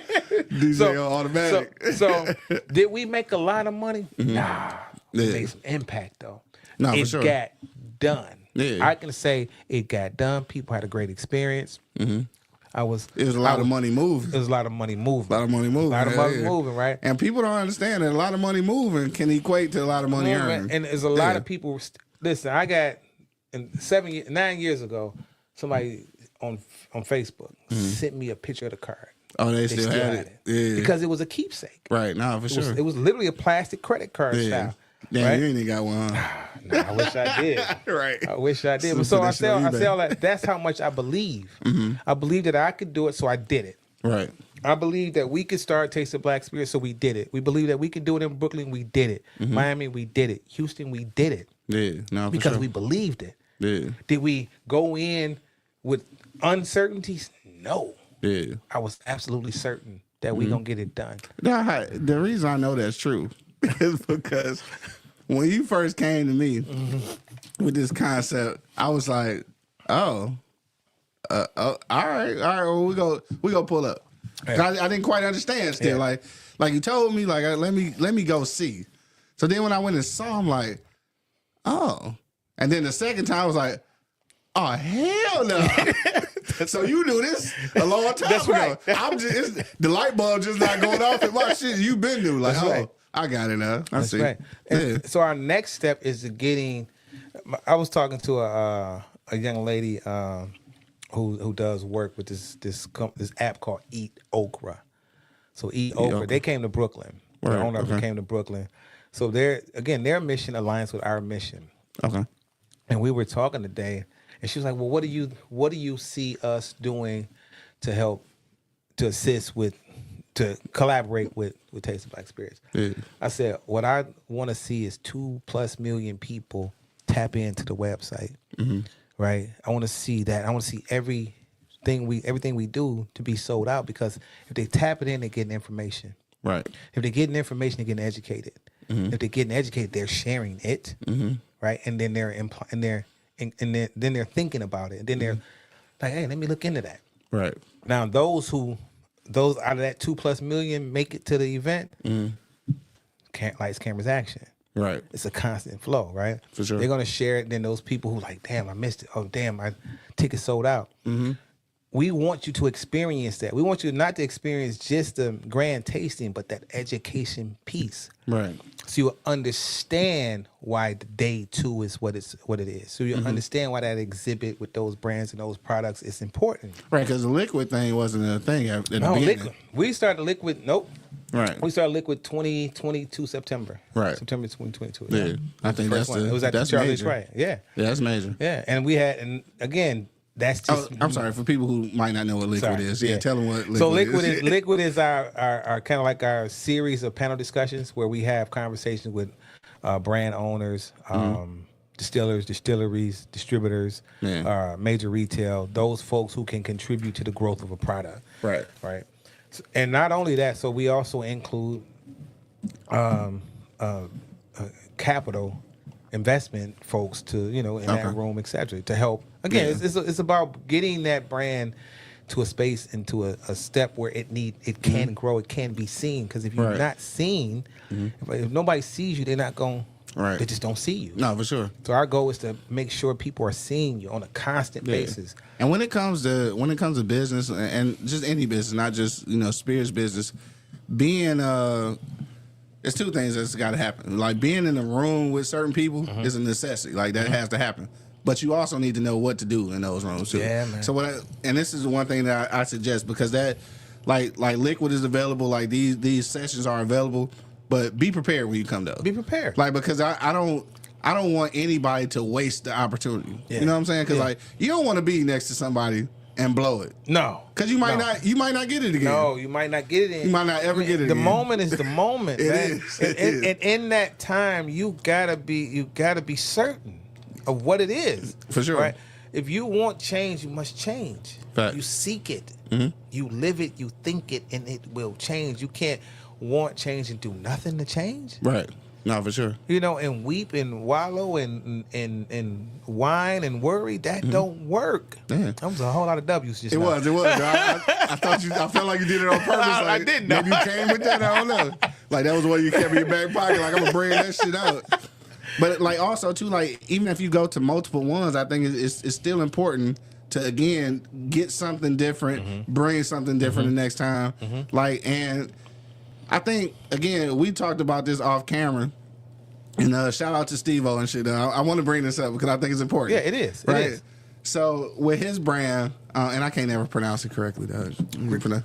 Ricardo Amore. Yes. His name after his grandmother. Oh, okay. All right. So I understand now, and I always fuck up. Mother. I'm sorry, his mother. Named after his mother. Okay, because I always fuck up the pronunciation. But so again, like, so what happened was we were doing a set last week, and we were talking about his tequila, and we were just looking at the website. And I realized like the website needed some work. So like we kind of commented about it in a jokingly way and shit. But I think what was crazy about it, or what I respected most about it, is that like we was heard. Right. Like immediately. Right. Dog went and hooked up the website and like got it together. So I say all that to say that when you go into these rooms, I want you to be able to make a powerful enough impact that your voice is really being heard. Don't just be there. That's right. Don't just be there, because like this is a room, or this is an atmosphere with so many moving parts, and there are so many important people there. Like, be a voice in that room, dog. Don't just be in there. Don't just be sitting around. Yeah, don't be sitting around. Don't just be taking samples. Exactly. You know what I mean? Don't be in there. That's cool. That's cool. Like, we want you to do that too, but don't just think that's it, right? Yeah. Because you'll miss it. I mean, you'll miss the opportunity. In Houston, we had so many folks on these panels, and we went from 11 to 6 or 7 that day.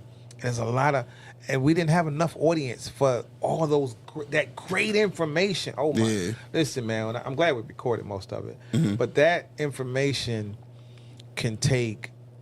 If you are thinking about launching, I don't care if it's shoestrings, that would have empowered you. That would have impacted, because you inspired you, because it was so much information from people who lived it, doing it, experienced it, and decided to share it with us, right? So, like you said, you don't go in there closed-minded, pretty much. For sure. Go in there with your notebook, your pen and pad, and your 5 questions. Yeah. Right? Because if you get your 5 questions and you line them up 1 through 5, you're going to get one of those answered the way you assumed it was. Because you're going to get educated, right? For sure. And I think for us, as people in general, people love to know something. They love to know, oh, I didn't know that. Right. They love to, oh, I didn't realize that. It's important. Like, that's the way the mind is structured. So everything you said, man, is on point. So I ain't even got nothing else to say behind it, because you said it. Because you really hit it. Yeah, I lived it. So, yeah, I got that experience. And coming from, like, again, coming into your vision, because like your vision was already there. Y'all had already started, and then we kind of got invited in, and I just seen it from that point. I just, for people who are getting involved or going to be visiting the tour, I'm just saying, like, for me, make sure that your voice is heard, because this is the opportunity you don't want to miss.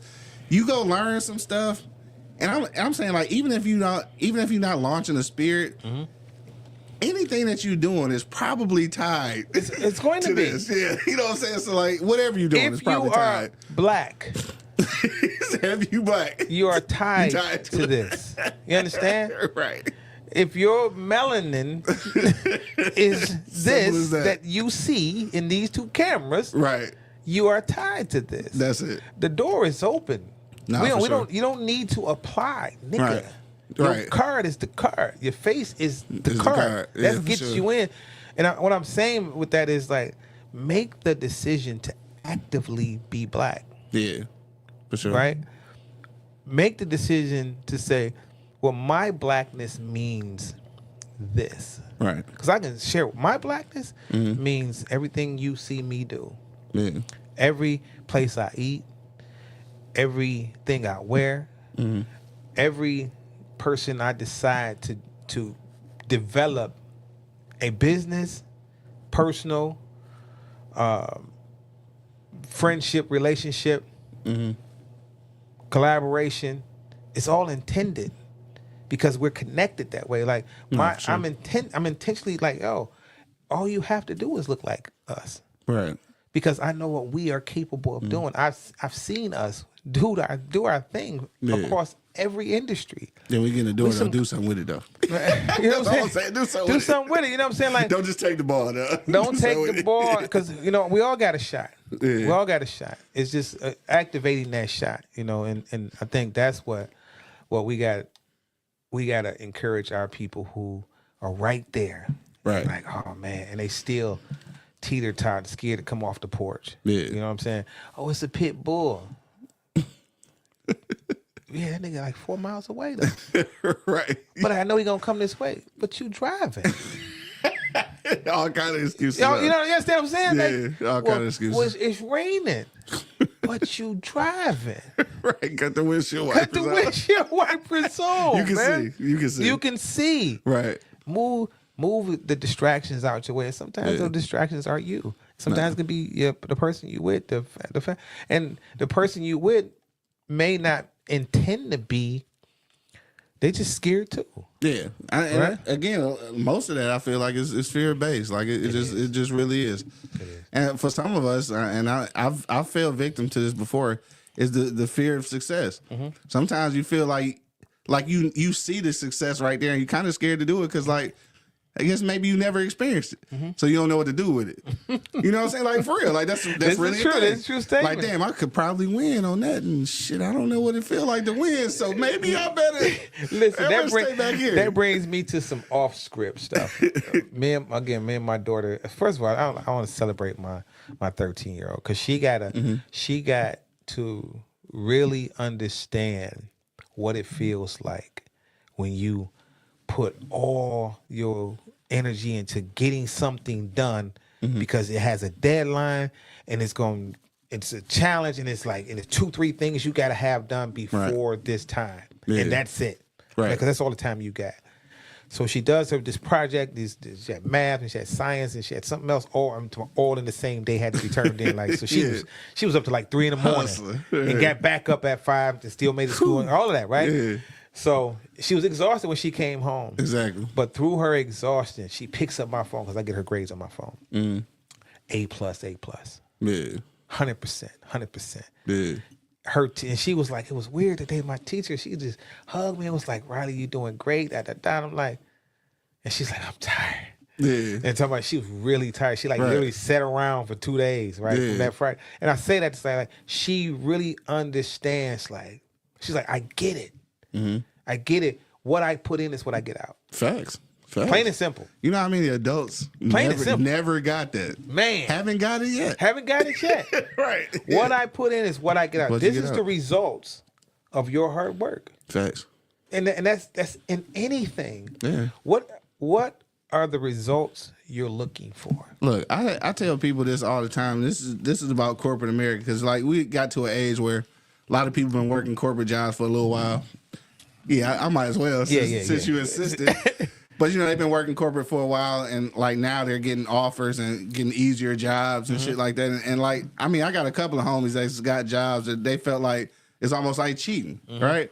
But I told them dog, you've been putting in the work. You deserve it, dog. Like if it's a cake job, you earned that. You earned that, dog. It's cake because you know it. Exactly. It ain't cake to everybody. Exactly. That's what I'm trying to tell people, dog. So like, yeah, it really does depend on the work that you put in. So like, even with us doing these podcasts, I mean, I've been doing podcasts for a long time. Mm-hmm. So like, when opportunities come along, like, I earned them. Yeah, come on. I earned them, dog. You know what I'm saying? Man. So I don't even trip on that. Listen, that's why I salute you. I'm like, when I see you growing and all the things you do, I'm like, it look easy to everybody, but shit, that boy, he been doing that for a minute, right? A good minute.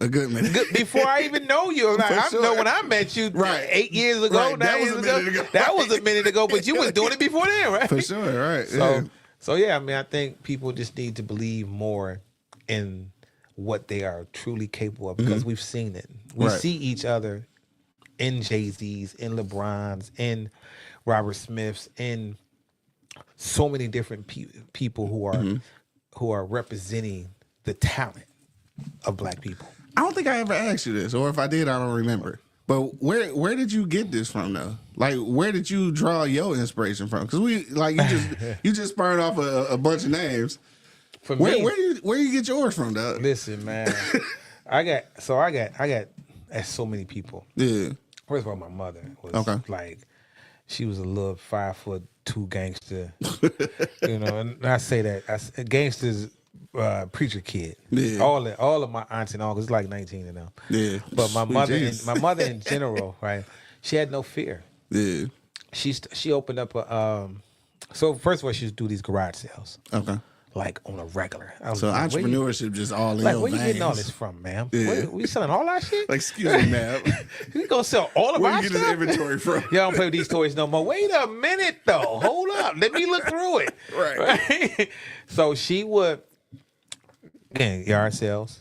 Then she opened up a secondhand store. Okay. Clothing secondhand store. Yeah. Her, for those who don't know what secondhand store means, that it's a resale shop. A resale shop, right? Yeah. And she had it for like probably 12, 15 years maybe. Oh, okay. But she was a thrifty person who would find things, redo them from furniture to clothes. Like the first time I was introduced to this dye. Like it was a blue, dirty, filthy looking ass box. They add hot water and that shit dyes whatever it is you want to dye. Right. Right. True shit. It's like shit don't come off your hands though. So use gloves. Use gloves. If you ain't black, you be black for about 3-4 months. So anyway, 3 or 4 months. Damn. Yeah, 3-4 months. I don't care what you put on them. Right. That shit is on you. It's in your skin, sir, ma'am. So you know, so when she did the store, I was fortunate enough to wasn't my decision to have to work there, right? Gotcha. You gonna work here, sir? Yeah. But found yourself working. Found myself working there, and she utilized me at 16 to attract consumer. Okay. So I would wear a suit. So a suit that she would. So she had. You know, you have people who come in with bulks of things. Okay. You know, like this one guy came in with like 50 suits. And she turned it into one suit. Let me get let me get all of them on consignment. Yeah. Right? So that's when I learned about consignment. Like, what's consignment? Yeah. Then she had another lady who used to work at Marshall Fields or whatever it was. Hudson's, I think. Hudson's probably back then. So they would bring in all these clothes. They were brand new. Yeah. So it was a lot of work clothes for women, and Winkleman's and all that for those who know what I'm talking about, right? For sure. Lane Bryant type, you know. So throwback. Just paying attention to my mother dressed every day. I'm talking about to the nines, gorgeous, right? And she would do yard work like that. Yeah, it's crazy. And heels. That's what my granddad was. She was something else. Yeah, just pants and her button-up shirt. Ethic, her work ethic and the way she sell, it's like she just say you beautiful. This looks good on you, and this is why. And she'll put a pendant on it. You know, women were pendants at that time. Yeah. But pendant on you, and she will literally style you in the store. Yeah. The whole shit. Yeah. Move your hair around and everything. Yeah. Like she's really going above and beyond. Right. But that same woman bought about 9 suits at $65 each. Yeah. In the moment, because she saw herself different. So my mother would allow you to see yourself at a space you wanted to see yourself. Because some women come in, they don't know that they could look. Yeah. Like, damn, I could look like that? Yeah. Right? So I would take advantage of that lesson, and I would move the same way. Yeah. I would encourage, inspire.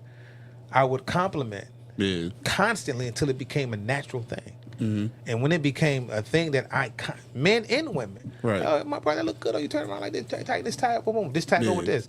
Just watching her work the floor, work the same thing, men and women, right? Sure. So coming from that, then my grandfather, he owned the whole side of the street. You know, off of grass shit. Like he was. So you saw entrepreneurship at an early age. I saw it. I saw it. You know, coming from the music business, my uncle, I had people. Yeah. This is what they touched. I had an uncle who was a pimp, a hang dog. You know, I'm just being honest. Like straight up. Right? But he also did hair. When I say this man's hair salon was off the chain, men and women. That's when he did the waves, you know, the waves, whatever. And he was the one had that comb with the, you know, the pointer on the end. I call it the knife because that's what I used it for. On the end, he was, you know, listen, man, he be in that shop till from. Shout out to my man Coke, man. He used to have the serious figure waves. Hank Dog used to be in there from 6 in the morning to midnight. Talking slick, got his gangster pimp friends coming in, he whipping them up, women coming in whipping them up. You know what I'm saying? Like, I saw it. Yeah. I saw my grandmother sold tea, herbal tea. I never looked like trees in the pot. Yeah. People calling her like she's selling birds. Right. And I'm like, you sell that for how much? Right. $100 for water with twigs, right? You know, it's like it's tea. It's tea though, right? So, but it's some good herbal tea. It's some good herbal tea because she had a whole script for it. Oh, okay. She had a whole conversation. She would tell you what it's for because it was different kind. Yeah. So just being around and that shit is real though. This shit is real. That shit's real. Yeah. This shit is absolutely real. So just being around those kind of things until one day me and my brother decided to tap in. My brother Suge. We decided to tap into what we thought was business. Like we started, you know, Suge started really cooking like little small things of food, and, you know, because we like to eat. So we had, we were the last two at home out of our sisters and brothers, and other than my little sister. Yeah. So we had the whole basement to ourselves. We had a whole kitchen, the basement. Oh, we had to fend for ourselves. After 13, y'all niggas on your own, and I'm charging y'all rent. No, this is not a game. This is for real. Right, you better know what you're doing. Charging y'all rent too. I'm like, rent? What you mean? Like, what's that? Listen, but it made sense, right? Yeah. So we started doing that. Then we started doing painting on our own. My grandmother had an apartment building. We painted all that work over there. So we became. Your grandma was a man. Oh man, my grandma was no gang. So we knew what that felt like to do stuff on your own. Yeah. You know what I'm saying? I didn't have a job. I didn't have my first real job was post office. Yeah. Right. When I say real job, working outside of that type of environment. Yeah, for sure. So it's been around us. And I think because of all those things were around me, I knew that I was beyond working for somebody. Yeah. I knew that I was better than that. I knew that I had talent. Yeah.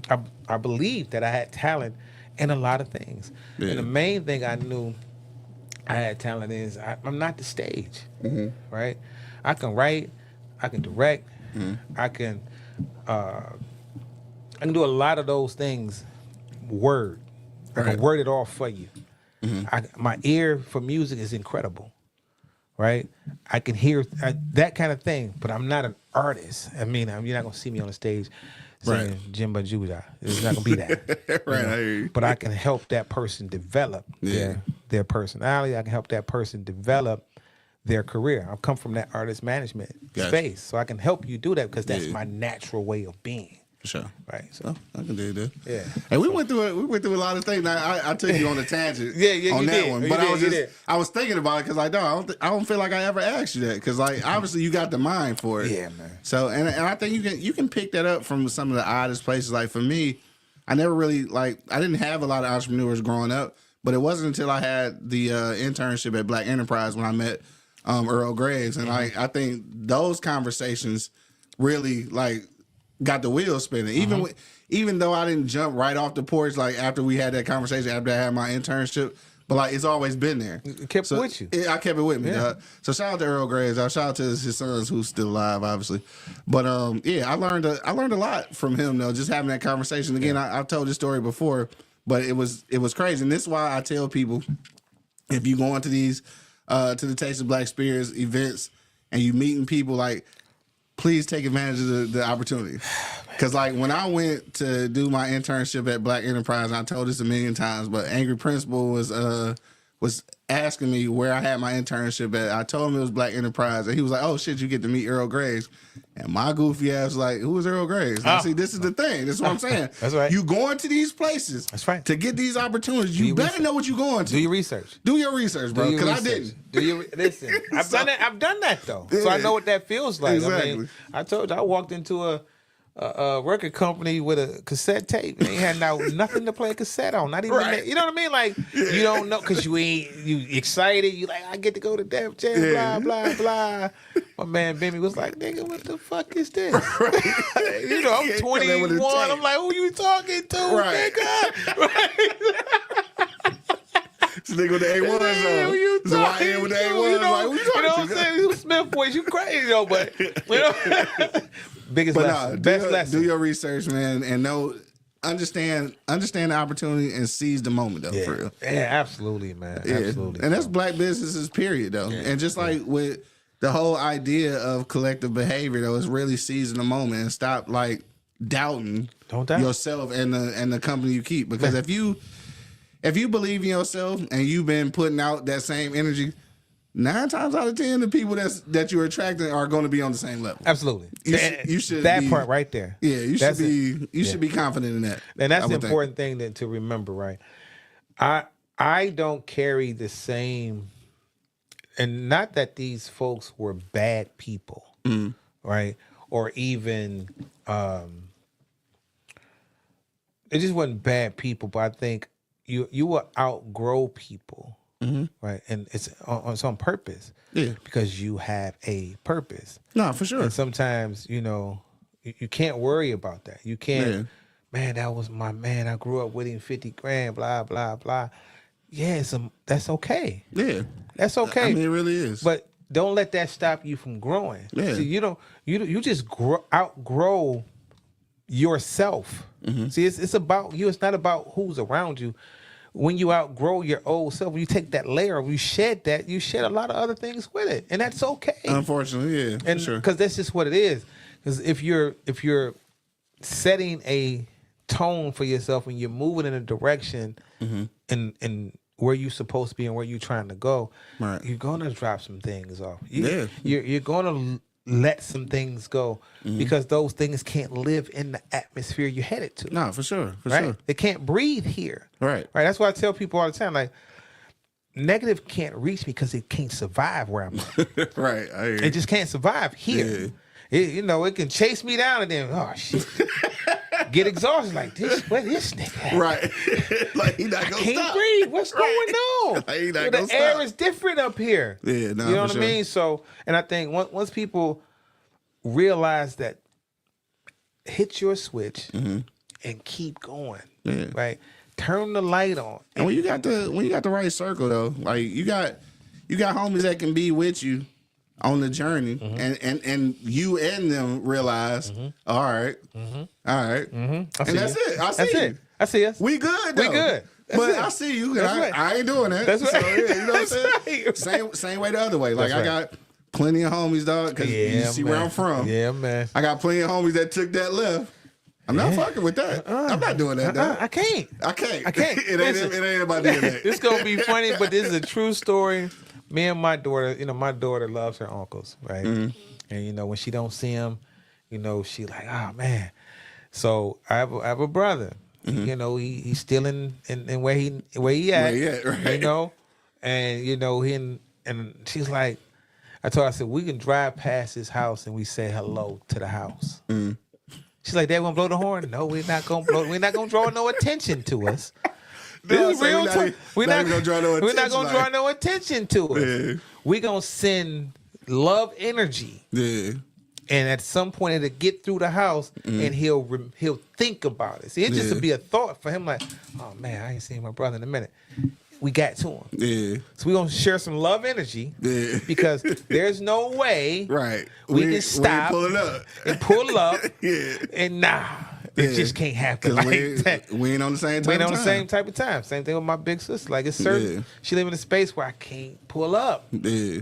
If I gotta walk over there. I can't pull up in anything. Yeah. You understand what I'm saying? Yeah. And you gotta be okay with that. You gotta be okay with saying, you know, I can't risk this. Yeah. My nephews one day was like, oh, hey, can you drop me off? Absolutely not. They're like, what you mean? I'm like, no. Look, and as I'm saying no, I'm like, your car be here in 15 minutes. Right. Exactly. Get that good Absolutely not. Right.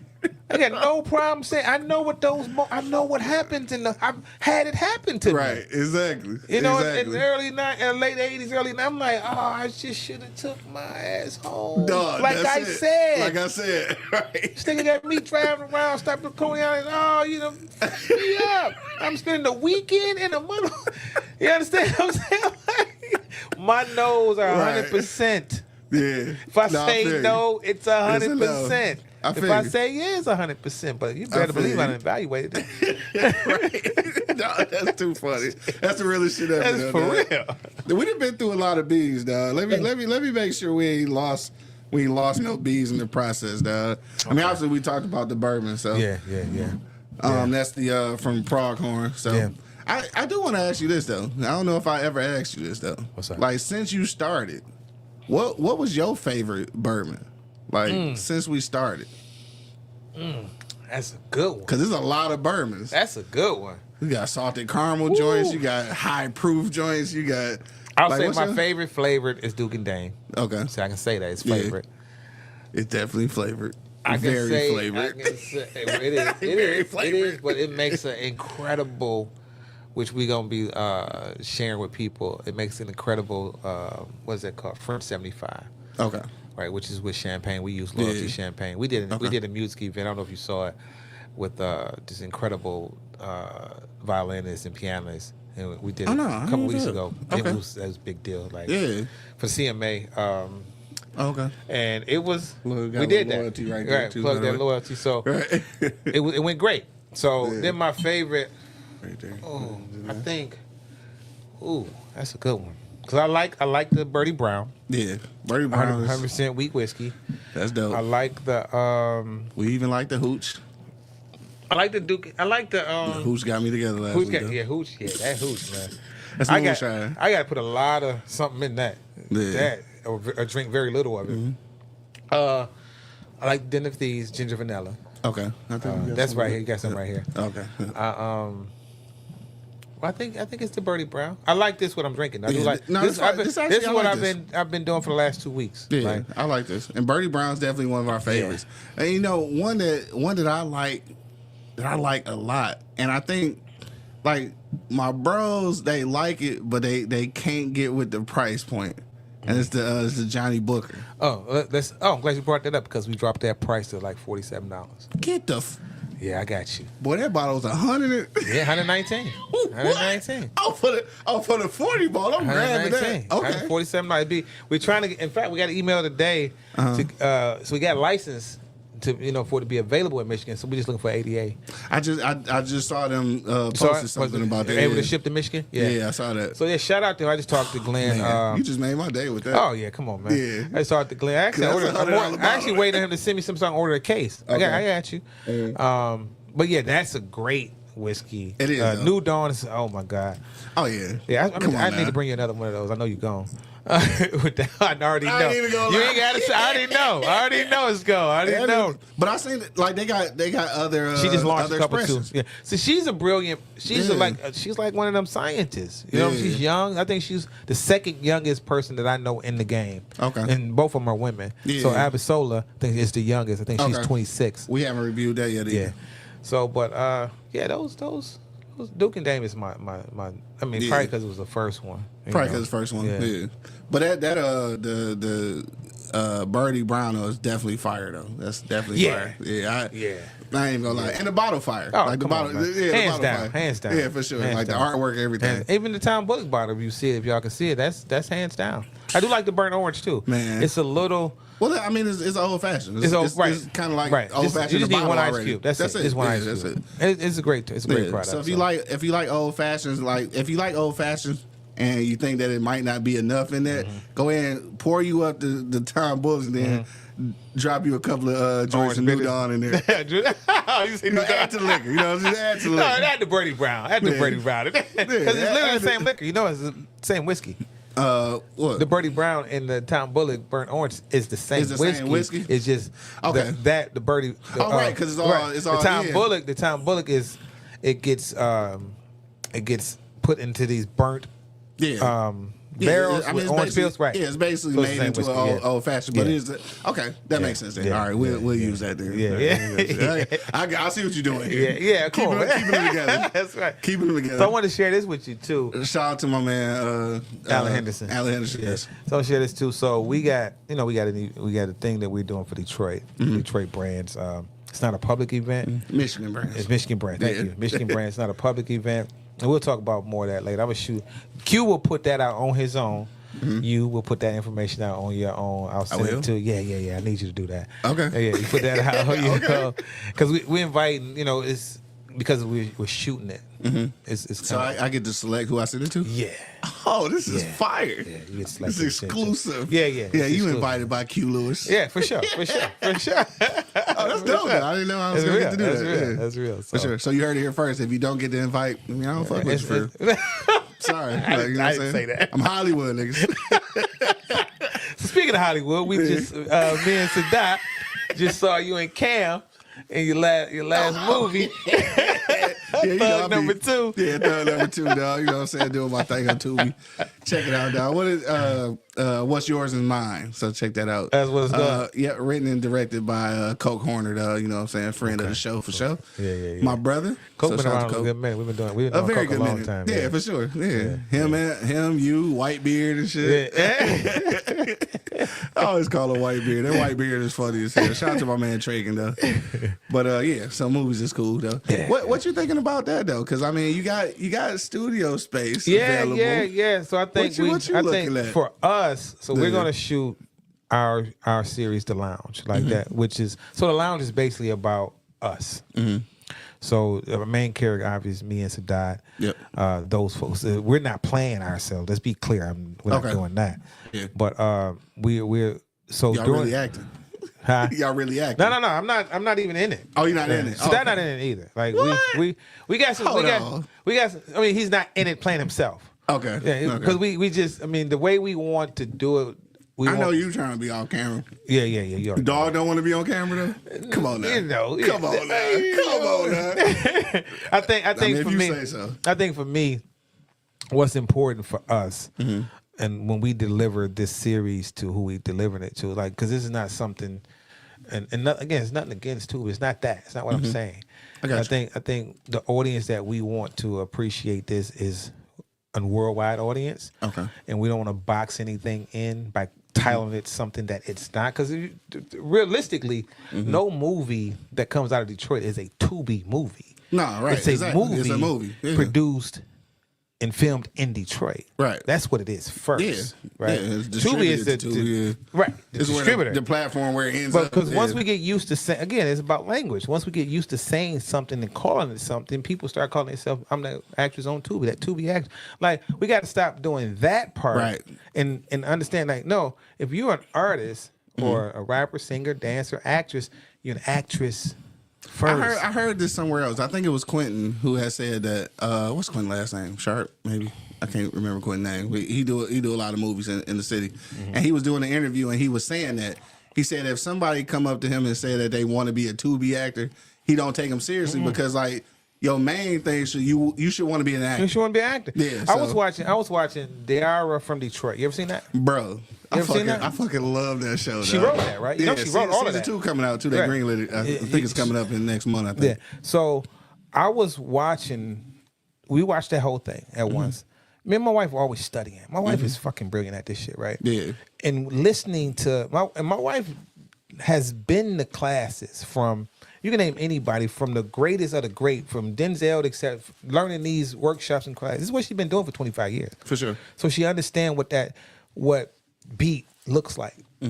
So when we watch this show and just the beats, just the interaction with the way it's structured is natural. Yeah. It comes across so natural. It does. You understand what I'm saying? Like it feels real. It feels real. Yeah. Even with her narrating it and it's just so real. It's hood. It's hood, but not hood. It's hood, but it's the kind of hood where it's like, damn, I feel you on that, right? You know what I'm saying? Even her losing all her money in that one scene, this nigga, and the nigga that cleaned out her, like, in the cashing checks, like, oh, nigga, you done fucked me. I'm not even these killers. I ain't no killer. Exactly. These niggas gonna kill. No, for real. And him not knowing that's happening, but that could have. When I look at that scene and all those scenes that follow, that's patience. Yeah. That's really honing in on what the craft is. Yeah, seeing it through. It's seeing it through. Yeah, seeing it through. And so when I look at that, that is my for series. That is that series, All Rise. And these I'm talking about people. What I'm sharing with you is people from Detroit. Yeah, nah, for sure. You know, when I look and it's another one, which Morris Chestnut and the lawyers. It's fucking ridiculously dope. It's on Hulu. It's new? No, it's second season. So it's 2 seasons already. I'm not hit. So I'll send it to you. So when I look at those as series, even when I go back and look at Kevin and what's my man name played Blade? What's his name? Wesley Snipes. So you see that series with him and yes, Kevin? That was like his serious debut and shit. Bro. That shit was fire though. That shit was fire though. Yeah. Do you understand me? Yeah. The way he brought Wesley back in the fold. Oh man, and Wesley's just fucking brilliant. He killed it. Yeah, he killed that fucking character. He killed that. We never saw him play a character like that. Not at all. He murdered that character. He did though. He did. And I took Kevin Hart seriously. I took him very serious. Yeah, I took him very serious. He's an actor. He that one solidified him. Yeah, right? and it was written well. It was written very well. Yeah.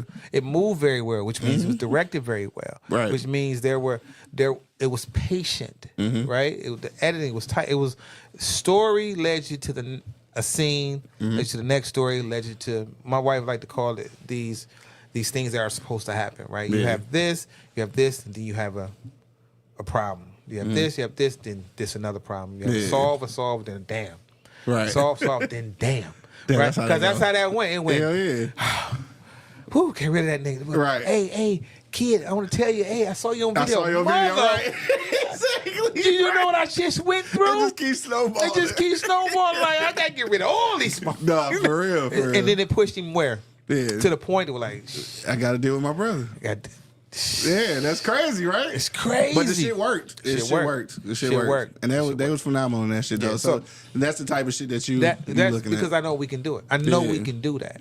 I know for me, personally, and again, this ain't talking about nobody's nothing. Yeah. The truth is, you have a reference point for your work. Where I see our reference point, I just gave you 3 of them. Yeah, nah, for sure. Right? That's phenomenal work. That's phenomenal work. For sure. And 2 of the things I just gave you are from out of Detroit. Like, directly from out of the city. Daira is like, she Detroit. No, and I didn't see that happening the way that it happened. Like, when I first saw it coming out, I'm like, okay, let me see what this is about. Because it say Daira from Detroit. You're like, let me check it out. Yeah, because it's got Detroit in it. Then I'm like, oh shit. Yeah. It's like, I know the storyline. Like, I know what they was going on. But like, just it was refreshing. It was, man. I felt like I ain't seen shit like this on TV, and if I've seen it, it's been a long time. It wasn't. I felt like I never seen it. But something like that you had never seen. Not so because it was so close to us. I think we can embrace it. Yeah. She had the hip hop in it, even when she was narrating the part about when she was listening to Eminem. Yeah. When she was narrating underneath that, right? Yeah. It was crazy. The friends, the going there over, all the things that she did, it was cool, it was funny, it was interesting. It kept us like, damn, what's gonna happen next? Exactly. What's gonna happen next? Oh shit! When he pull up in the ride, when Morris cool ass pull up, you know what I'm saying? With his coat in the wind and shit, slow motion. Which again, it all worked. Yeah. So, but that's patience. Even they situation, and then her with the new dude. Right. She looking for this motherfucker. Yeah. No, it's just she got me looking for the nigga too. The shit worked. Shit worked. And he helped her. And he helped like a motherfucker because he still loved her. Then the coolest shit. I think the biggest thing that was talked about was Felicia Rashad. Mm-hmm. True. Man, I never. Again, True. This is what talent looks like. Yeah. We've always saw her as Miss Huxtable. Yeah. Period. Yeah. Think about any role she played after that. She played a motherly role, even in Creed when she was his mother. Yeah. She was. But this one? Yeah, no, it's not what you driving around this raggedy ass van, talking slick, talking about she got with all the temptations. Right. Going up in niggas' house and busting up crackheads. You understand what I'm saying? Yeah. And did it excellent. Oh, shit. Nah, for real. And did it excellent. Nah, for sure. Right? Yeah. So you knew who it was, but you appreciated her the art. In the art. No, for sure. Because you didn't see Mrs. Huxtable in that art. I'm gonna tell you one more. We all off subject now. I know. I'm gonna tell you one more where I just experienced that with dog. I don't know if you've seen this, but the last days of Ptolemy Gray with Sam Jackson. Dog, it's Sam Jackson. It's on. Oh man, bro, it's like, next on our list. It's like in his last days of like dementia type shit. And when I tell you that that's just an old black nigga, it ain't Sam Jackson. See, he played it that well. So I get what you're saying. Yeah, like it's Sam, but then like when you watch it, like oh shit. He really pulling this shit off. Come on, man. I get what you're saying. Yeah, and that's the type of thinking I want people to just remember that the craft is real. Yeah. Right? There's no such thing as a New York way of doing it, Detroit way of doing it, LA way of doing it. It's a way of doing it. Yeah, for sure. It's that simple. The craft is the craft. Yeah. The development of the craft is what it is. The process is the process, right? Yeah. The movie, what you just said about Sam Jackson, I can say about, what's the boy name? Play Ray. Oh, fucking... Him. Yeah. Yeah, that nigga, right? So, when I saw Ray... Jamie Foxx. When I saw Ray... I knew it was Jamie Foxx for about 10 minutes after that. It was just right. It was just right. Exactly. It's plain and simple. It's just like Malcolm X. Like it was just, oh man. That was Malcolm X. I don't give a fuck what you talking about. X. They ain't no damn Denzel. Right. Malcolm. Nah, for real. He killed it. To a degree, Ali though. Like with Will Smith. Yeah. To a degree. Yeah. I mean, maybe not as much. Not as much as those two, but he did an excellent job. No, for sure. Excellent job. Same thing with my man that plays Black Panther. When he plays some phenomenal people. Yeah. James Brown. Sure. Yo. Come on. And they don't even talk about that a lot. Listen. The James Brown shit was fire. Let me tell you about James Brown. That movie itself specifically. I watched that film back to back every day for about 45 days. What the fuck? Because my 3-year-old at the time was loving it. That was her shit. So, you hear me? Like she damn near knew that shit word for word. Yeah. I said, and she listen. When I left the house, she was watching it today. It's a true story, right? But his work. Yeah. Oh man, listen, the way he did. Oh man, it got me shivering right now. Like that boy killed it. No, he killed it. He killed it. So that's what those are reference points. That's what I mean by like that. Though, I really saw James Brown. Like, and for me being, that's a generation, above me. That's right. So I never experienced that, especially the young one. I'm like, damn, I could see him. Okay. Yeah. And then I started understanding, like, oh, this is why. Yeah. Okay. Yeah, I get it. Yeah. So it was great, man. So when that's where you headed. That's where we headed, and that's what we're looking to do things a certain way. So I was telling the wife, I was like, so if Sadat did wanna. If he wanted to act, if my sister wanted to act, if anybody wanted to act, it won't send you to class for about a year though. Yeah, that's what it's gonna take. Yeah, just like how because we ain't gonna put you out there like that. Q did this, right. And sure. Meech, little Meech, I do the same thing for sure. 2-3 years, like that's what it's gonna be. That's a whole other. I know. I ain't even about to jump into that one. All right, we leave it for the next time. Listen, that's a whole other conversation. I can't even. I'm gonna leave that at that, dog. Yeah, man. So let me see. We didn't talk about a lot of stuff, dog. I guess at this point, I'm just gonna ask you, dog. Is there anything else that you want to get off your chest today, dog? No, I think this is what I need. I just really needed us to understand. We don't do buyouts. We just walk away. Yeah. Right. You know, we don't kill boycotts. Boycotts. We don't do boycotts. Just walk away from that. It's not sexy. Yeah. It's not cool to say, hey, we're going to do this for 40 days. There should not be a time stamp on it. Right. It is what it is. Yeah. Shut it down.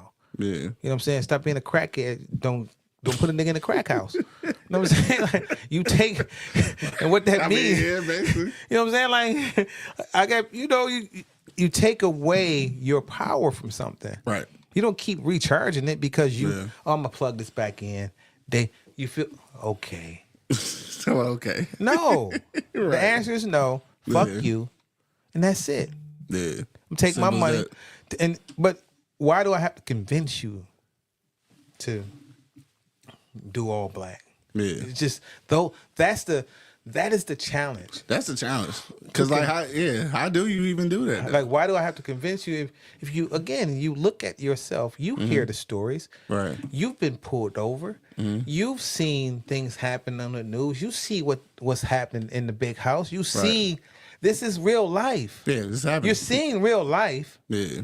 But in your real life, when you scroll past something that has the word black in it, support in it, it should also have the word intentionally, ongoing, forever, nonstop. And some support. All right, let me say this too though. All support don't always mean monetarily. All right, it don't. I'm gonna tell you one thing real quick. I was scrolling and I seen it was a black owned hair beauty supply store in fucking LA somewhere. But like for whatever reason they was posting this shit. Something happened. They was getting ready to go out of business or some shit. And I'm just like, damn, I don't know nobody in LA. But I shared it. Cause somebody in LA might see it. No, that's it. It don't. Somebody might make a call and be like, hey, do y'all shit?